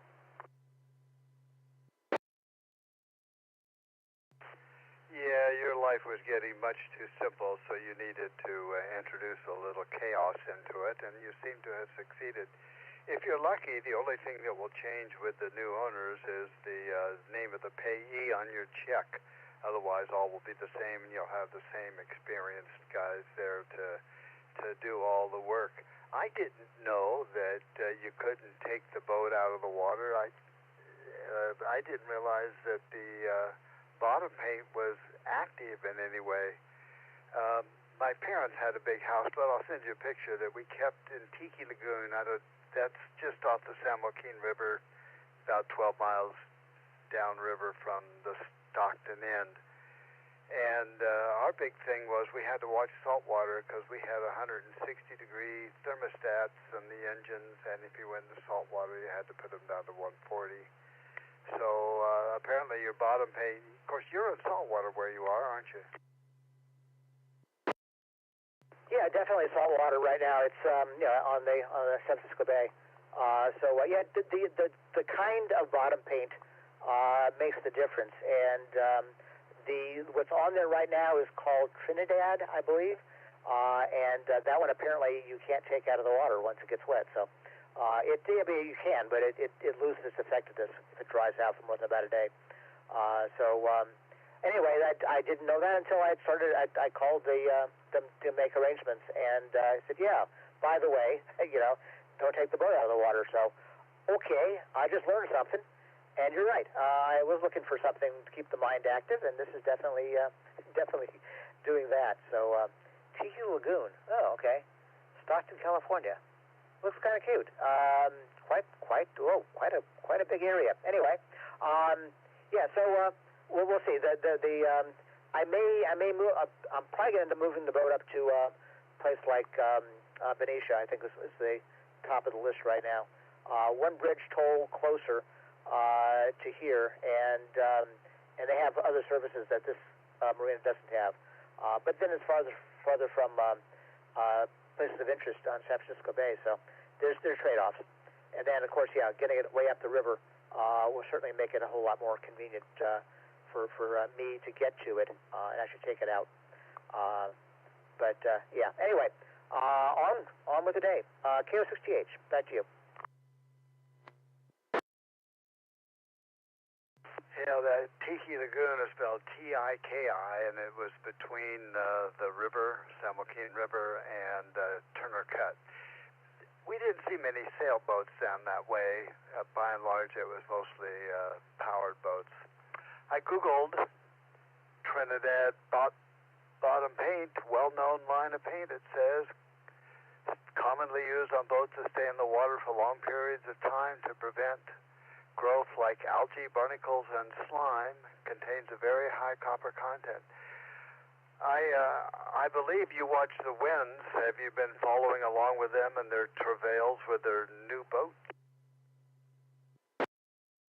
I have, yes. They have, and I mean, I'm glad they're publishing this stuff.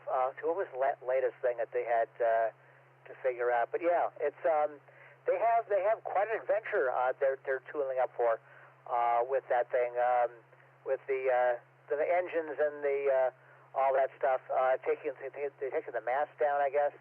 I forget now. I did watch. I was doing something else while I was playing, so I wasn't paying too much attention. But something they were doing with the new. What is the name of the new craft? I forget what they're calling it now. Anyway, yeah, it's I am following them. Yes. Back to you.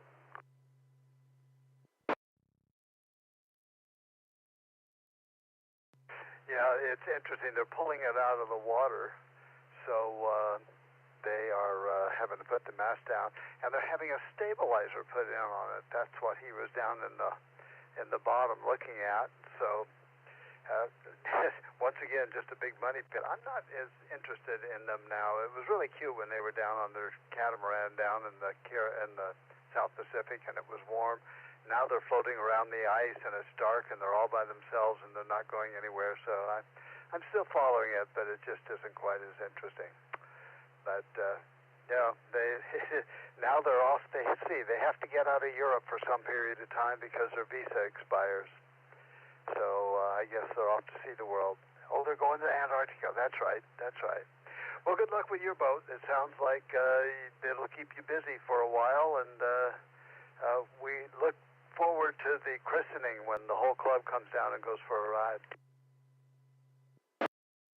Yeah, well, it'll be virtually, I think, inviting the club. I have promised Jim, MPA, in terms of presentations for the year, that I will do a radio on the boat presentation at some point. But I got to get the radio on the boat and get a couple other things done. So yeah, but we'll I'm sure I'll invite the club, or it's only a 30-foot boat, so we're not going to get 300 people on board. It'll hold 6, I think, is the it'll sleep 6. I'm not sure how many it'll hold when everybody's wandering around, but yeah, it's only a 30-foot boat. So, but anyway, yeah, it's definitely achieving its goal so far of giving opportunities for things to do, which is kind of the idea. Anyway, on with the day, and we'll talk to you later. KO6TH, back to you. Well, we look forward to seeing those videos of it. The Wind's new boat is Undra, or Undra, U-N-D-R-A, depending upon how you say it. So that's the one I've been following. Okie doke, have a great day, and talk to you later. This is W6E, back to Theta.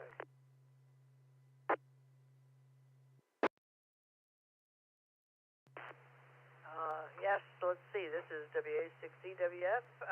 You have a great day, Greg. Let's see. K6DCL, good morning. How are things in your neck of the woods?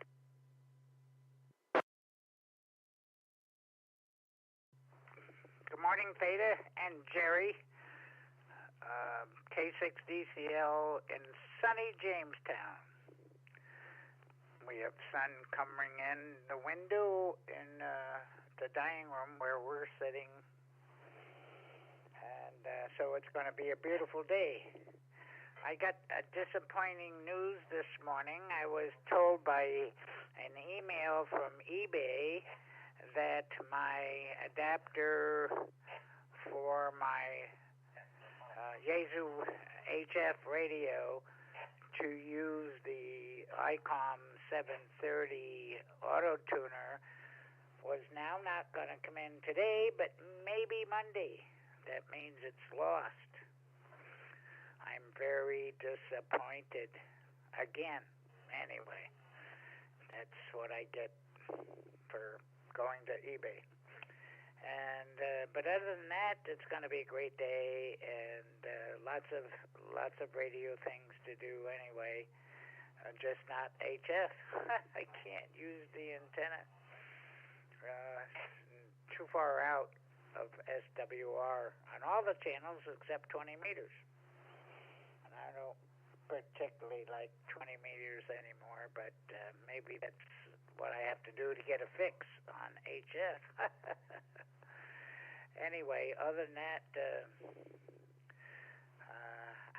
I think Tank, for you and Gerry, I think Tank is going to be on the practice squad again.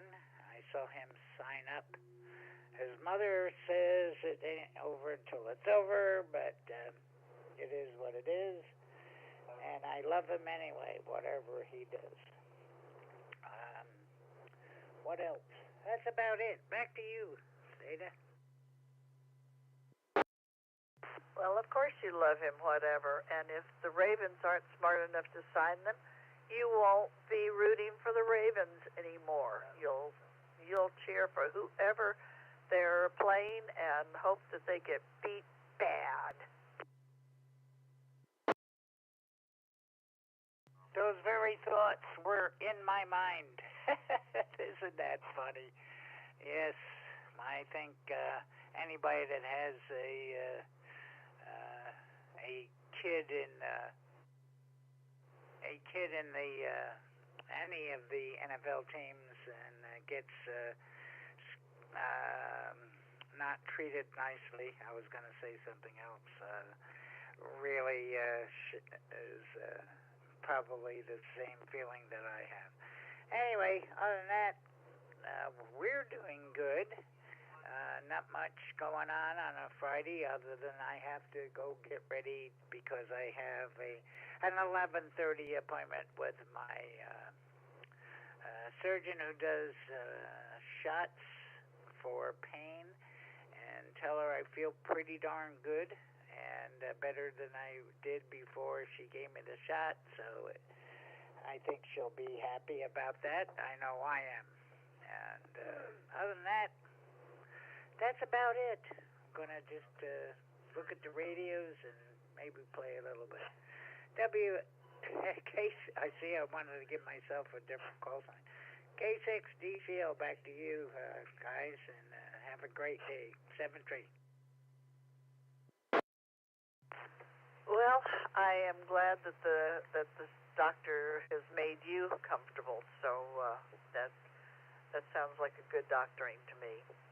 You have a great day and have a good appointment and carry on, California. Otherwise, April 11th, the Granite Bay VE group at 9 a.m. at the Raley's Event Center on Douglas and Auburn Folsom, or the Folsom VE team on April 15th at 6 p.m. in Folsom. And all the details for that and the sign-ups and everything that you need to know is on hamstudy.org. The club meeting coming up is April 10th in the HHS Conference Center in DeWitt Center. So that's at 7:30. Come join us there and bring along food bank donations. The fox hunt will be following the Monday breakfast on April 25th, which will be at 7:30 at Mel's Diner, and the following that at 9 o'clock will be a fox hunt. So that's coming up. Orion has a tech class starting on April 21st through May 26th at 7 p.m. on the club Zoom room. So if you are interested or know someone who's interested in getting their technician license, that's a great way to do it. Go do your studying, go take your test, and voila, new ham. May 9th, donuts and coffee in the park. We will be at the, let's see, it doesn't say on here, but it says the Roseville Recreation Park, Auburn Recreation Park, and that starts at 9 a.m. All your net control hosts will be there, doling out coffee and donuts, and bring your lawn chairs, sit around and have conversations. Always nice to see faces. That was one of the best things about Hamfest. There were faces being attached to all of those voices and call signs. So always nice to actually see somebody face to face. So those are things that need to be on your calendar. This is W6EWF for the Coffee Break Net. Who else is out there? If you need to be an in and out, let me know. We'll put you at the top of the list, of course. November 2, Delta Yankee India. Kilo November 6, KM6 LYW. Auburn.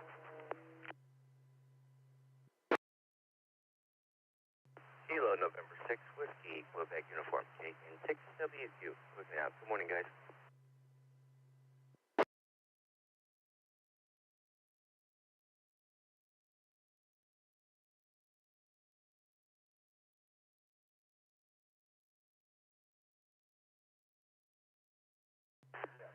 Okay, let's see. I got KN6WQU. Did I hear you say in and out, Dan? Roger. Okay, I'll get right back to you. KM6LYB. No, LYW. KN6MJB.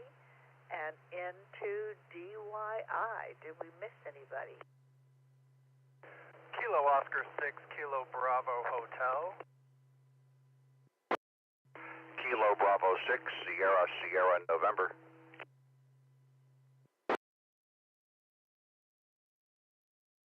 Okay, we got Kilo Oscar 6, Kilo Bravo Hotel, got you, and KB6 SSN, got you in there. So, up to Dan, KN6WQU. Good morning. Good morning, Theta, Gerry, and the net. Still got Heather sick, but that's okay. We're going to be changing that pretty soon. Just got her back from the hospital yesterday. She stayed the night there, but she's home now. She said this morning, she says, I might get up today, so that's a good thing. So she must be feeling a little bit better. Still got Dane with me, and we're just getting chopped, knocked out here and there. But, I was thinking, wow, the sun's out today, so I was going to put some shorts on. Boy, was I wrong. I came outside in shorts, and I ran my back inside, put the pants back on. Anyway, that's all I got. This is KN6WQ73, y'all. Oh, I'm so sorry to hear about Heather. I hope that we can figure out what's going on and get her well again. Yeah, she has a UTI and pneumonia, so we've been through this before. But, she tried to beat it before it came, but we went to urgent care instead of the hospital, so urgent care gave her some weak-sauce stuff, and she needed some heavy-duty stuff, so there's that. Anyway, she's going to be okay, I'm pretty sure. I know she's been through a lot already, but she's true. This is KN6WQ. Well, tell her that we're sending healthy mojo her direction, and I hope she gets well quickly. And now she's got the good stuff, so she should get straightened out. You have a great day, Dan. KN6WQU, this is W6EWF. N2DYI, good morning, Patrick. Good morning, Theta, and everyone on the net. Hope everyone's doing well. I am hanging out in the other side of the house from where I usually do for a silly reason. So I have a little portable fan in my room. Well, in the living room. I call it my room. It's kind of where I live when I'm here. And it runs on battery, and that battery is charged by USB-C. And you can run the fan while it's on USB-C, but right now I am temporarily running a remote link for a local repeater until they get their node fixed. And it doesn't seem to matter how many RF chokes I put on the cable when that fan is running. When it's plugged into USB-C, it makes a bunch of hash happen on the 2-meter link. So I just have to not use that fan while it's on USB power. So I'm just hanging out in here in a cooler part of the house until it charges.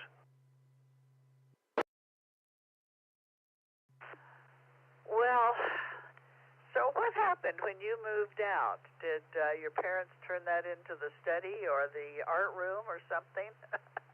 I hate to say it, but we did that to our daughters.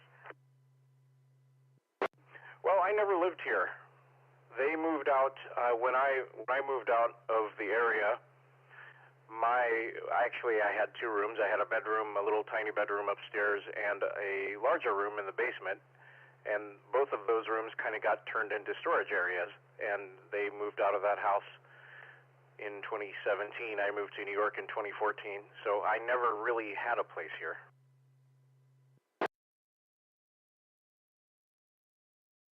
Oh, well, okay.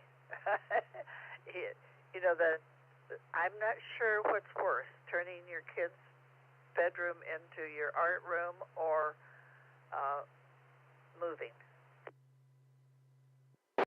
Yeah, I had a studio area. I had a little project studio in the basement, and that basically got turned into a random junk that Dad throws on the floor room until they moved out of that house. And it was really weird because one of those things included a little motorcycle. I remember one time you have to walk through, this is the way this room works. It's got a half bath, and the room used to be, I think long before my parents moved in, the people who lived there before turned that room into like some kind of a beauty parlor, hair salon kind of thing. So it had this big dresser sink just in the room, right outside the door. That like it wasn't in the bathroom. There wasn't enough room to put the sink in the bathroom. So if you wanted to wash your hands or you want to wash go to the bathroom, you go through this room.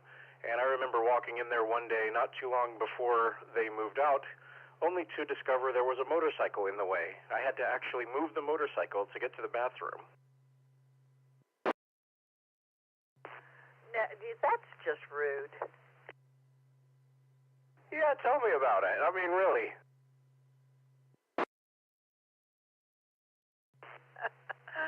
Oh, you'd think they'd take better care of you.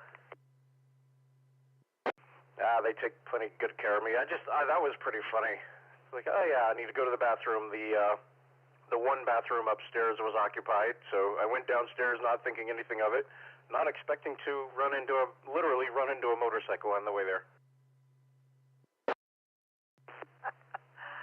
Oh, well, first of all, how did they get a motorcycle down into the basement, and where did you move it to? Well, fortunately, it was a pretty small motorcycle. It's a step up from a moped, and they, I guess, got it through the back door. It's not too hard. You could just you just push it through the hallway.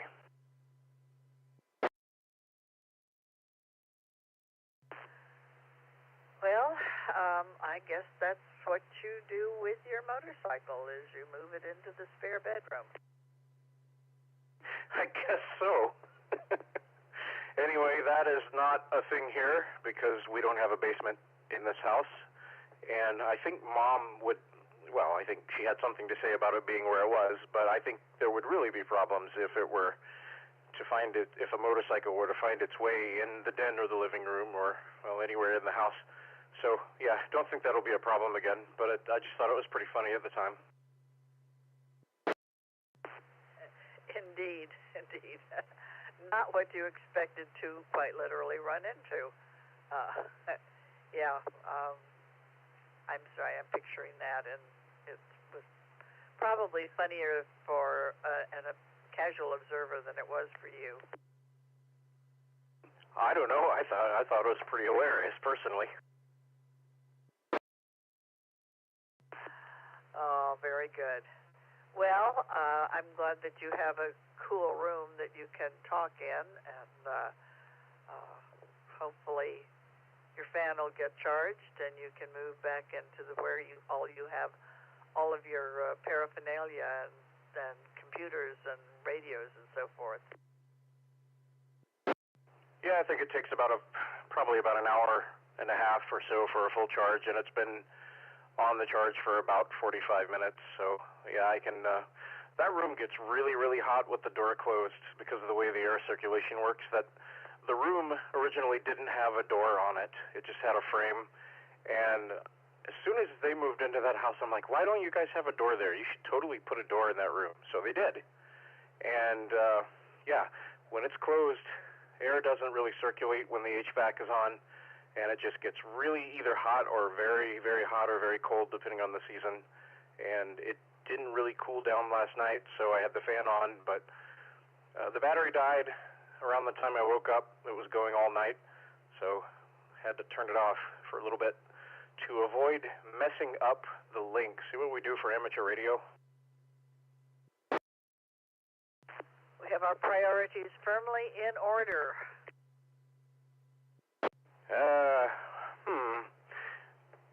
There's some sort of relativity going on, maybe. Anyway, I don't have too much more to add here. Don't have much going on the rest of the week, as far as I know. We're going to be up in the mid 80s again today, lower to mid 80s. I'm not sure exactly how far we'll get, but yesterday was 86. I could have dealt without that, but it's the time of year for that, I guess. And I think it's going to be around a little cooler, but not much today. We're supposed to get some rain probably over Easter Sunday, and we really, really need the rain. It's very dry here. It seems like every day this week we've had red flag warnings.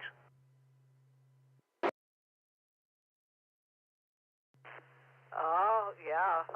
We see that heat map. Yes. Red flag warnings are not fun. No burning down of houses. So, what do you have planned for your day? I don't think it'll be a problem around here. Maybe to the south and east, where it's generally drier anyway, that might be a bit of an issue. I really don't have any actual plans for today. I just kind of take it and see what happens. Well, it is Thursday, so that may be the best plan of all. Yeah, I try not to plan things on Thursdays if I can get away with it. Very good. I don't know if you heard me say that today is DIY Day, and I had just the hardest time typing that and then saying it. After working so hard to get DYI, my brain doesn't want to do DIY anymore. You know, I tend to have that effect on people.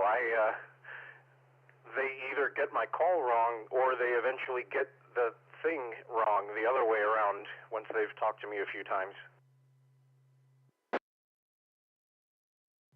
Well, I just had to go ahead and say the full thing. Do it yourself.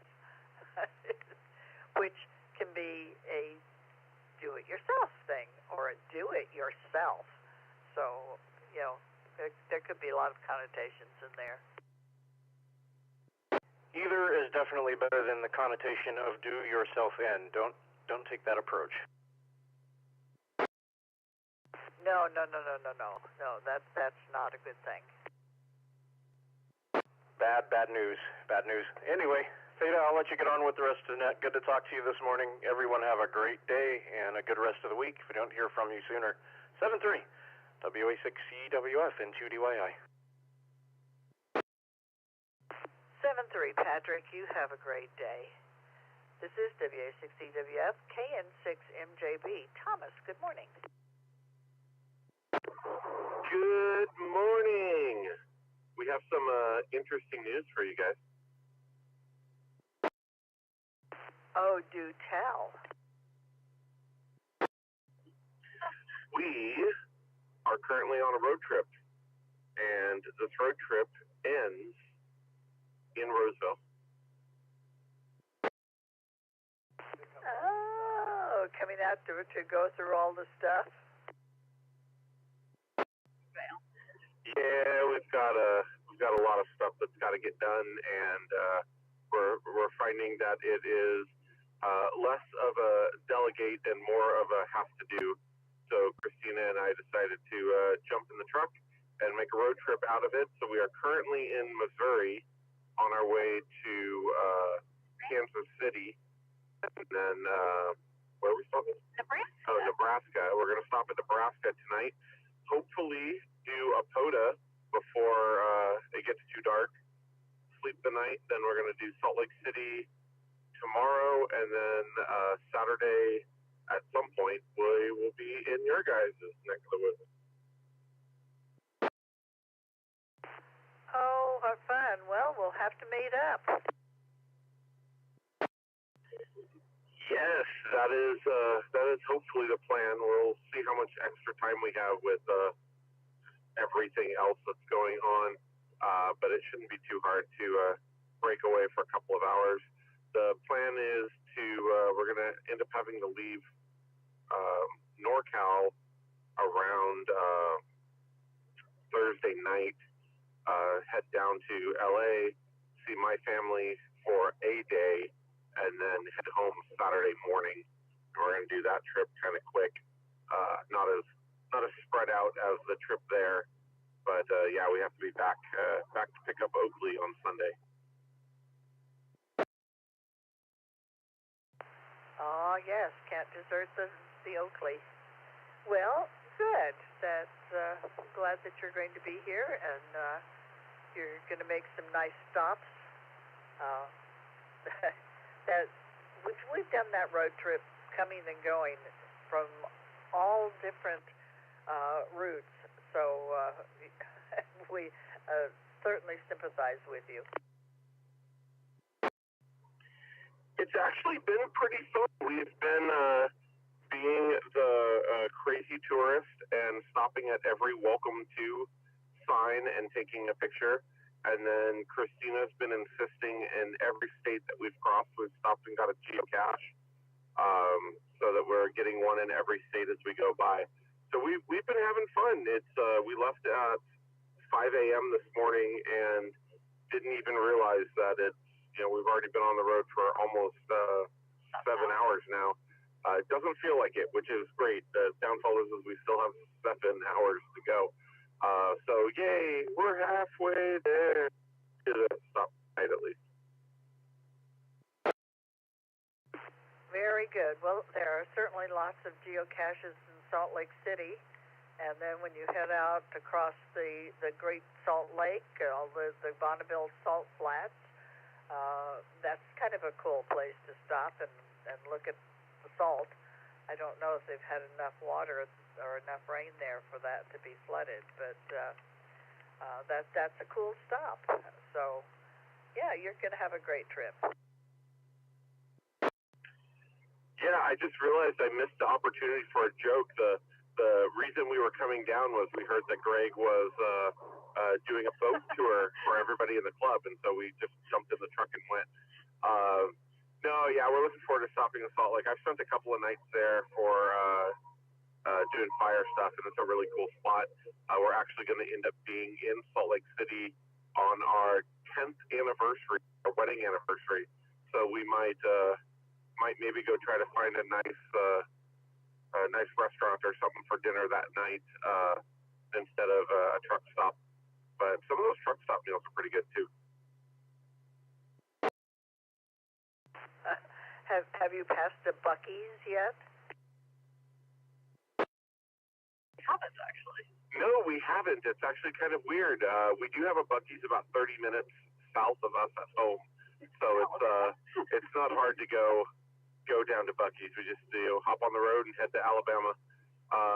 We will be stopping for 100% sure at the Buc-ee's on the way home from California in Amarillo. We're doing the northern route to and the southern route back. So we're going to stop in Amarillo, stop at that Buc-ee's, and probably get some jerky and beaver nuts. There you go. That is a cultural event. Well, very good. Drive carefully and let us know when you get into town, and we'll try and connect. Sounds like a plan, and we'll drive as carefully as we can without ruining some of the fun. But yeah, we'll let everybody know when we get down there, and hopefully at some point tonight we'll maybe jump on when we get to where we're going to try to do Theta and see if anybody can find us. Anyways, I will say 73 because it's about time to stop for our first gas stop. So 73, Scan 6, MJP. Can't wait to see you guys. Very good. Well, look forward to see you too. This is W6EK for the Coffee Break Net, KM6LYW. Good morning, Craig.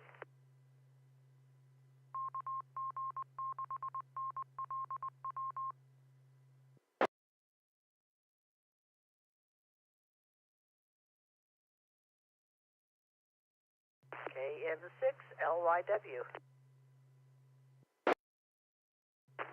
Yeah, good morning, Theta and the Net. Yeah, we are driving around Roseville this morning. We stayed in Grass Valley last night, went to the brewery there, had a great time. And in an old Victorian house. One moment. Yeah, sorry, I went under a bridge there. But we are hopelessly driving around looking for good gas prices. I don't know if you guys have any ideas there. We're thinking Costco or Safeway. I don't know. Where do you guys get gas?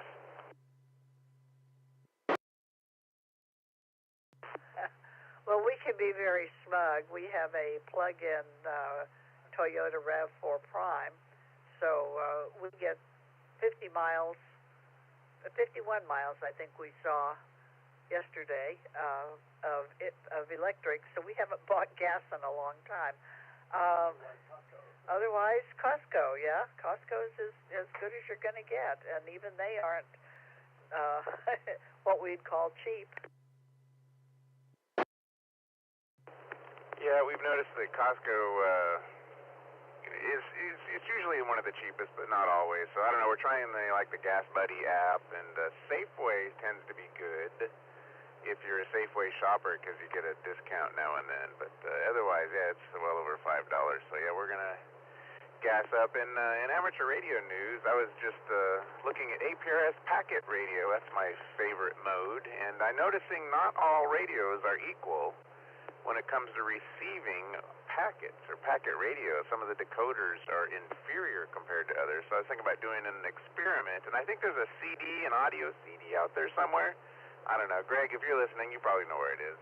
That you can run as a test. It's a recording of packet radio, and you can run it by all of your radios and see how many packets each radio decodes. And just a spoiler alert, some of the flagship HTs out there that claim to support HT are nowhere near as good at decodes than some of the older HTs, some of the old Vertex standard stuff. So anyways, I'm going to make this into a video idea, so I'm desperately looking for video ideas, so I need those to KM6LYW. Well, that sounds like a good one, and you could put the call out for people who have APRS packet on their radios to let you check out their radios, so you have a good range of subjects to test. Yeah, I embarrassingly have to admit that I have quite a few HTs, so I have a pool to test with. But yeah, it'd be interesting to pull other people into some sort of standardized testing, and we can do an APRS receiver shootout. Hey, that's the title of the video right there. Okay, well, you got one of the most important things done then. All right, well, hey, we're getting on Highway 65 here, heading to Costco. Hey, thanks for hosting the net this morning. Really appreciate it. You sound good down here in Roseville. This is KM6LYW Craig in Roseville, back to net control. Well, good luck in your quest for affordable gas. This is W6EK for the Coffee Break Net, KO6KBH. Tim, good morning.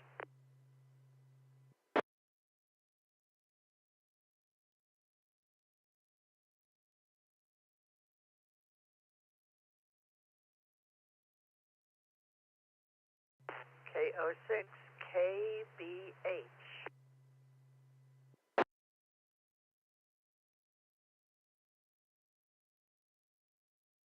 Well, nothing heard. I'll swing back around in a moment. KB6SSN. Good morning, Tom.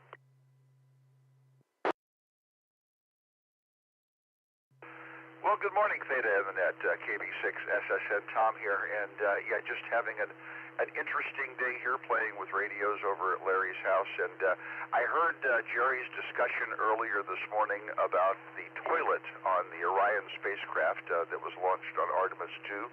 And he'll be happy to know that the problem was with the ventilation fan. And a couple of hours after the launch, they were able to apply their interest towards it and repair it. So the ventilation fan in the toilet area of the spacecraft is now working once again, and that should allay any fears he has of toilet problems on the Orion. So everyone can, so to speak, breathe easier?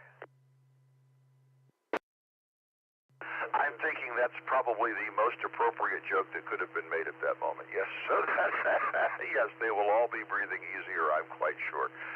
Yes, they have ventilation in the toilet area. Now, I have not looked at a diagram of the Orion spacecraft, so I am not familiar with where that might be located in the craft. But 4 people crammed into a 6-man tent, I can't imagine there's an awful lot of privacy involved. Yeah, there was something that we saw that was a tour of the capsule, and apparently there's a panel in the floor, and you raise that, and you can go down into this outhouse, basically. For those purposes, and so they come back up and close the door behind you. So maybe that helps. But I'm glad that they fixed it so that they don't have to suffer. Yeah, they're braver than I am. 10 days trapped in a box. Now, some interesting things about this flight that I thought might be of interest to listeners. One is that they're going much slower to the moon than did the Apollo craft. The Apollo spacecraft started in a much closer orbit to Earth, so they were required to reach speeds in excess of, I believe, 22,000 miles an hour or so to escape Earth's gravity. And because they're using a much higher orbit, and on their last swing by, they'll go into a huge elliptical orbit, they're much further from Earth at the time, and therefore they don't have to acquire the speed necessary to achieve escape velocity. So instead of 3 days to the moon with Apollo, it's going to take 4 days to the moon with Orion. So they may have some fancy stuff. I hope they have internet. That's all I can say. An extra day trapped in a 6-man tent each way. Yeah, that Donkey Kong or maybe one of those little Nintendo hand games or something like that, would come in very helpful, I would think.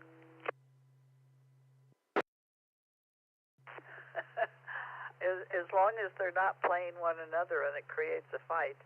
Well, that's going to be an interesting little excursion for them. And boy, there's certainly lots of stuff. You can see where they are right now, and you can see they have the outside camera pointed down, and you can look down at the Earth. And 1972. I'm sure you remember that on each of the trips they only did like one television transmission halfway to the moon or something like that, and then you didn't see them again. Everything else was, Jules Bergman and Walter Cronkite telling you a story while somebody had an animation on a string going past the camera or something, and to try and help you visualize what was happening. But now you can actually bring it up on YouTube, here's the inside view of the cabin, and here's the outside view of the cabin, and here's this and here's that, and close-up views too. I mean, so there's still some animation that's involved, but the fact is that it's much more transparent. Let's put it that way. So I guess all those moon deniers are going to have to just take a second thought now. Oh, if you have people who still think that the world is flat, so they can come up with all kinds of reasons why this is actually all CGI. Well, I'm convinced that people who think the world is flat, that their head is flat. So we'll talk about that later. Have a great day, Theta. Oh, by the way, we've been posting some videos up on YouTube that some folks might enjoy. Confederate Sun 1 is the channel. So if you get a chance, take a look at them. You'll probably be bored to tears, but try not to leave any nasty comments. Have a great day. KB6SSN 73. Oh, well, Gerry says he hasn't checked you out recently, so he'll have to go look at those. And he definitely will not leave a bad review. So no matter how horrible they are, it's because we love you. He won't really leave a bad review. You have a great day, Tom, and say hi to Larry.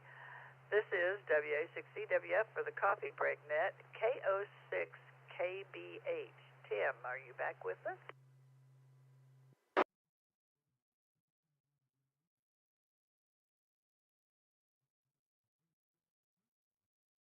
Nope. Sounds like Tim got abducted by aliens. Those aliens are watching us go to the moon. This is W6EWF. This is the Coffee Break Net, and we are approaching the witching hour. So let's do a round of in and outs. Who's out there? Kilo Charlie 6, Juliet Sierra Lima Echo.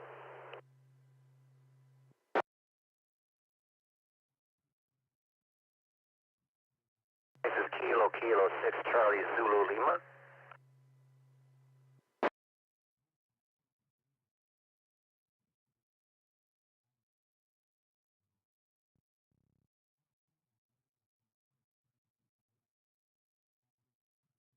Okay, we got K6 Charlie Zulu Lima and KC6SLE and somebody ending in EMB. Who is that?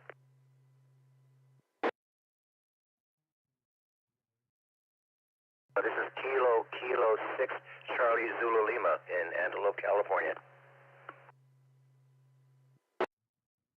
Kilo Echo 6 Juliet Echo Mary, Roseville.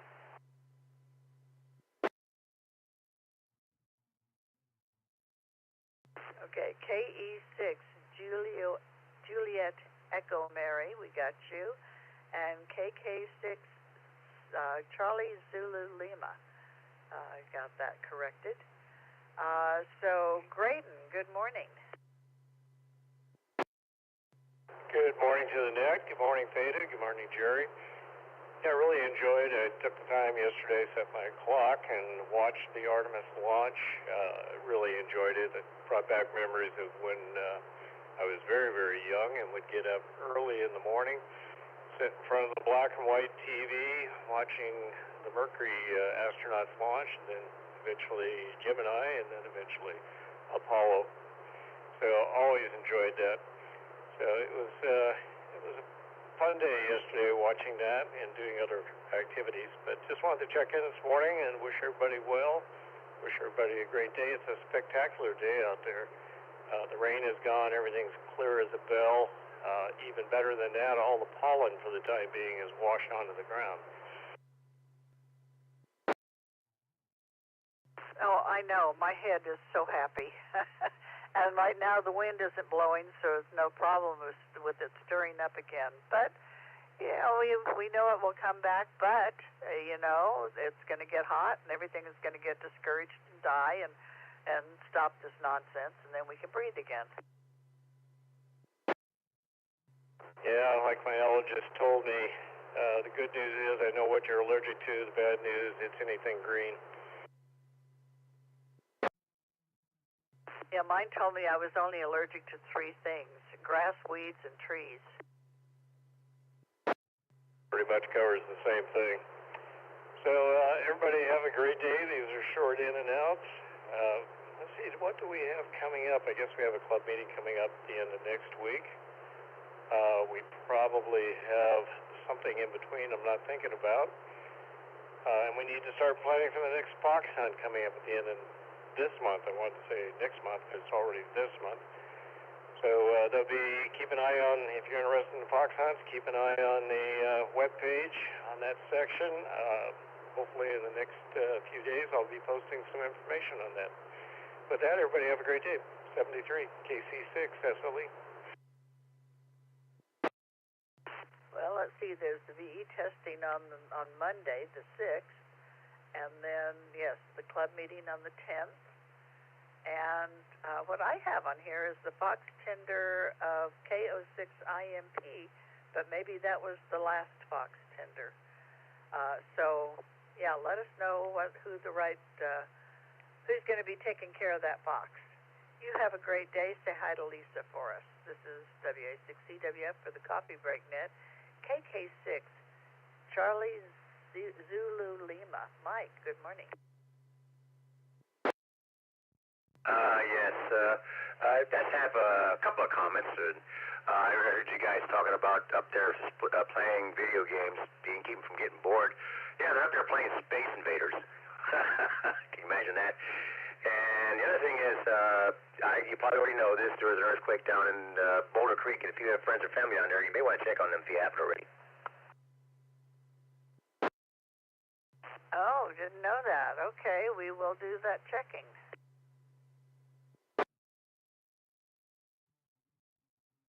That's all I have to say. Back to the net. This is KK6CZL. Well, thanks for the information, Mike, and we will check that out. KE6, Juliet Echo Mary. John, good morning. Good morning. Just coming back from the store. Usually they have a sale on coffee, limit 4, every few weeks. But this week, they didn't have any limit. So Wednesday is my normal shopping day, and I got 4 bags yesterday, and then I came back today and got 4 more. So what do you know? That eliminates having to go over to Costco for coffee. So that was a nice treat. 10 a.m. Oh, very good. Where do you get your coffee? Temperature 53. Yeah, I didn't know if I was allowed to say the store name, but it's Bel Air, Rayleigh's here in Roseville, and they have a weekly ad, and they don't advertise coffee every time, but if you're a member of their insiders group, you can get coffee at a much better price than normal, which is like $14.99 for a bag, and it knocks $6 off of the bag price when they have a sale. But typically they have a limit 4 and only 4 per week. But for some reason they didn't have any limit at all. So of course when you look at the store shelf, it's been really purged because everybody figured that one out. They got all the coffee, and so what's remaining are some it's Pete's coffee. And what's remaining is some oddball names of theirs that I've never had before. But, you know, it's a treat sometimes to try that out. Indeed. Yes, we liked the Pete's coffee, although I have switched us over to Lavazza. Lavazza, yes, something like that. And we like that quite a lot, and I just ordered that online. Probably not Lovaza, because that's actually the name of a medicine that I take. So I would doubt that it's called that. Probably something similar. Kilo Echo 6, Juliet Echo Mary. You'd think I'd remember. Yeah. Well, anyway, good strong coffee. It's the kind that makes you sit up and pay attention when you drink it. So we like that. Well, good. Good luck on your or good news on your coffee acquisition. So you ought to be good for another month, right? You have a great day. Yeah, that coffee will serve for three of us. I did have one brief comment on the Hamfest. My first Hamfest that I've ever been to, actually, and what I thought was kind of interesting, maybe disappointing in a little bit, was that was that when after they announced the raffle and the prizes and all of that.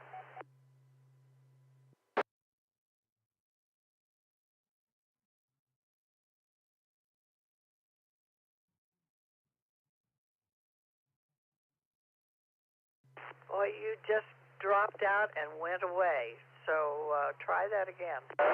my dial turned.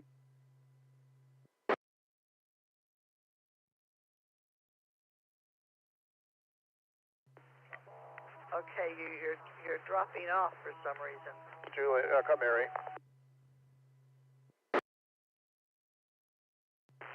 Okay, try again. Yeah, for some reason, it's just not working. I'm sorry, I'm out.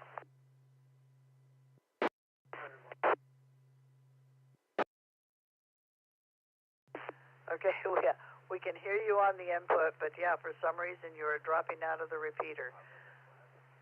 Well, you have a good day. Drive carefully. This is W6EK, and this is the Coffee Break Net.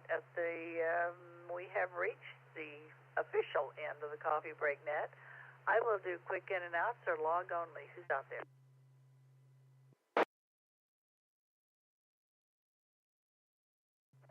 K5ABN again. Just wanted to check about something here.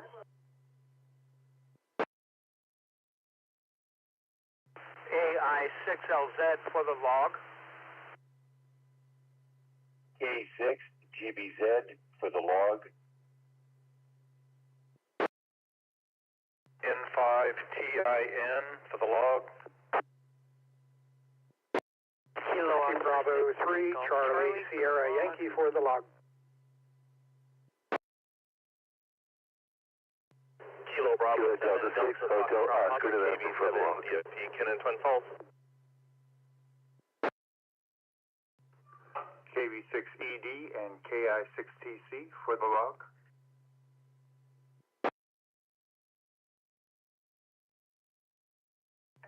Kilo November 6, November Uniform Foxtrot. Okay, I'm going to cut it off there. Let's make sure I've got everybody in there. KN6 in UF, is that a U or a V? U. KN6UF. KB6ED for the log, and KI6TC. We got the two of you in the log, probably on your way to breakfast. KB7DFP, Ken, we'll get right back to you. WB3CSY, got you in for the log. N5TIN, is that correct? That is correct, Theta. N5TIN, Tango India November. Okay, we got you in the log. You have a great day. K6GBZ, got you in the log.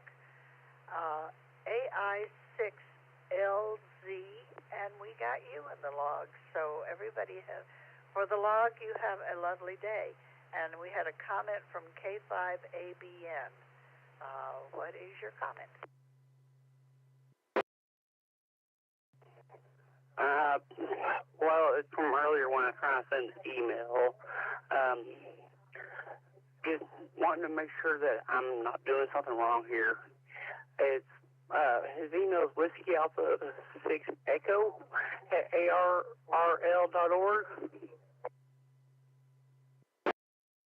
Yes, that is it.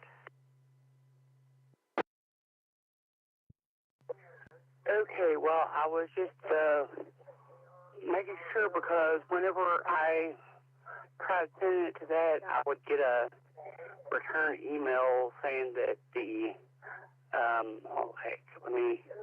address not found, your message wasn't delivered, and I was gonna check to see if the email that was on QRZ if he checked it.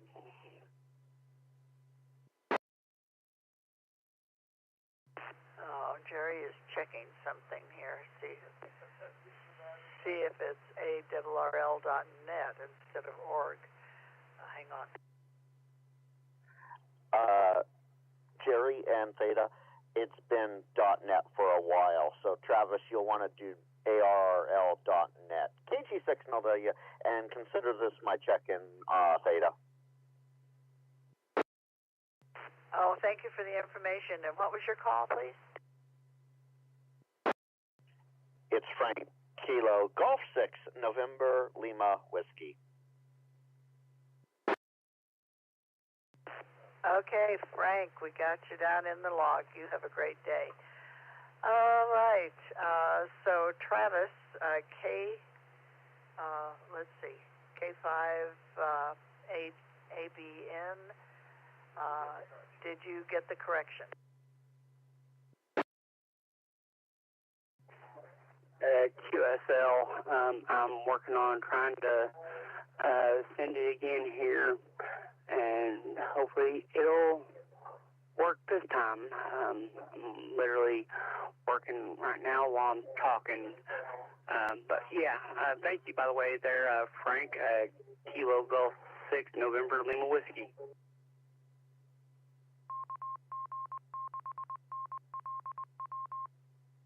Okay, let's see.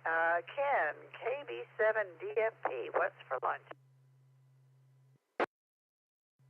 Let's go steamed eggs today. Very good. I have these little silicone things that I can use to make essentially a poached egg without doing it in the water. Would that be kind of the same thing? This is just a pan that's got the little cup things and the water in the bottom, but yeah, it's kind of like that. Ah, very good. Well, that's what I had for lunch yesterday, and then I scrambled them up and put them on toast with a little bit of mayonnaise and pickle relish, and had myself an egg salad sandwich.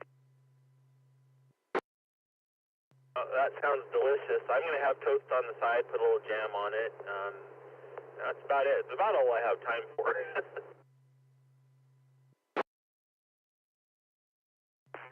Yes, I understand. You got to eat fast and get back to work. Well, enjoy your lunch. All right, thank you. You have a great day. KB7DFP Mobile. You too. This is W6EWF, and I am going to call it quits. This has been the Coffee Break Net. The Coffee Break Net is sponsored by the Sierra Foothills Amateur Radio Club on the W6EK Repeater located in Auburn, California, where the sun is always shining, especially today. The birds are singing their little hearts out, and the fish are jumping. Everyone have a lovely day. This is W6EWF saying bye-bye.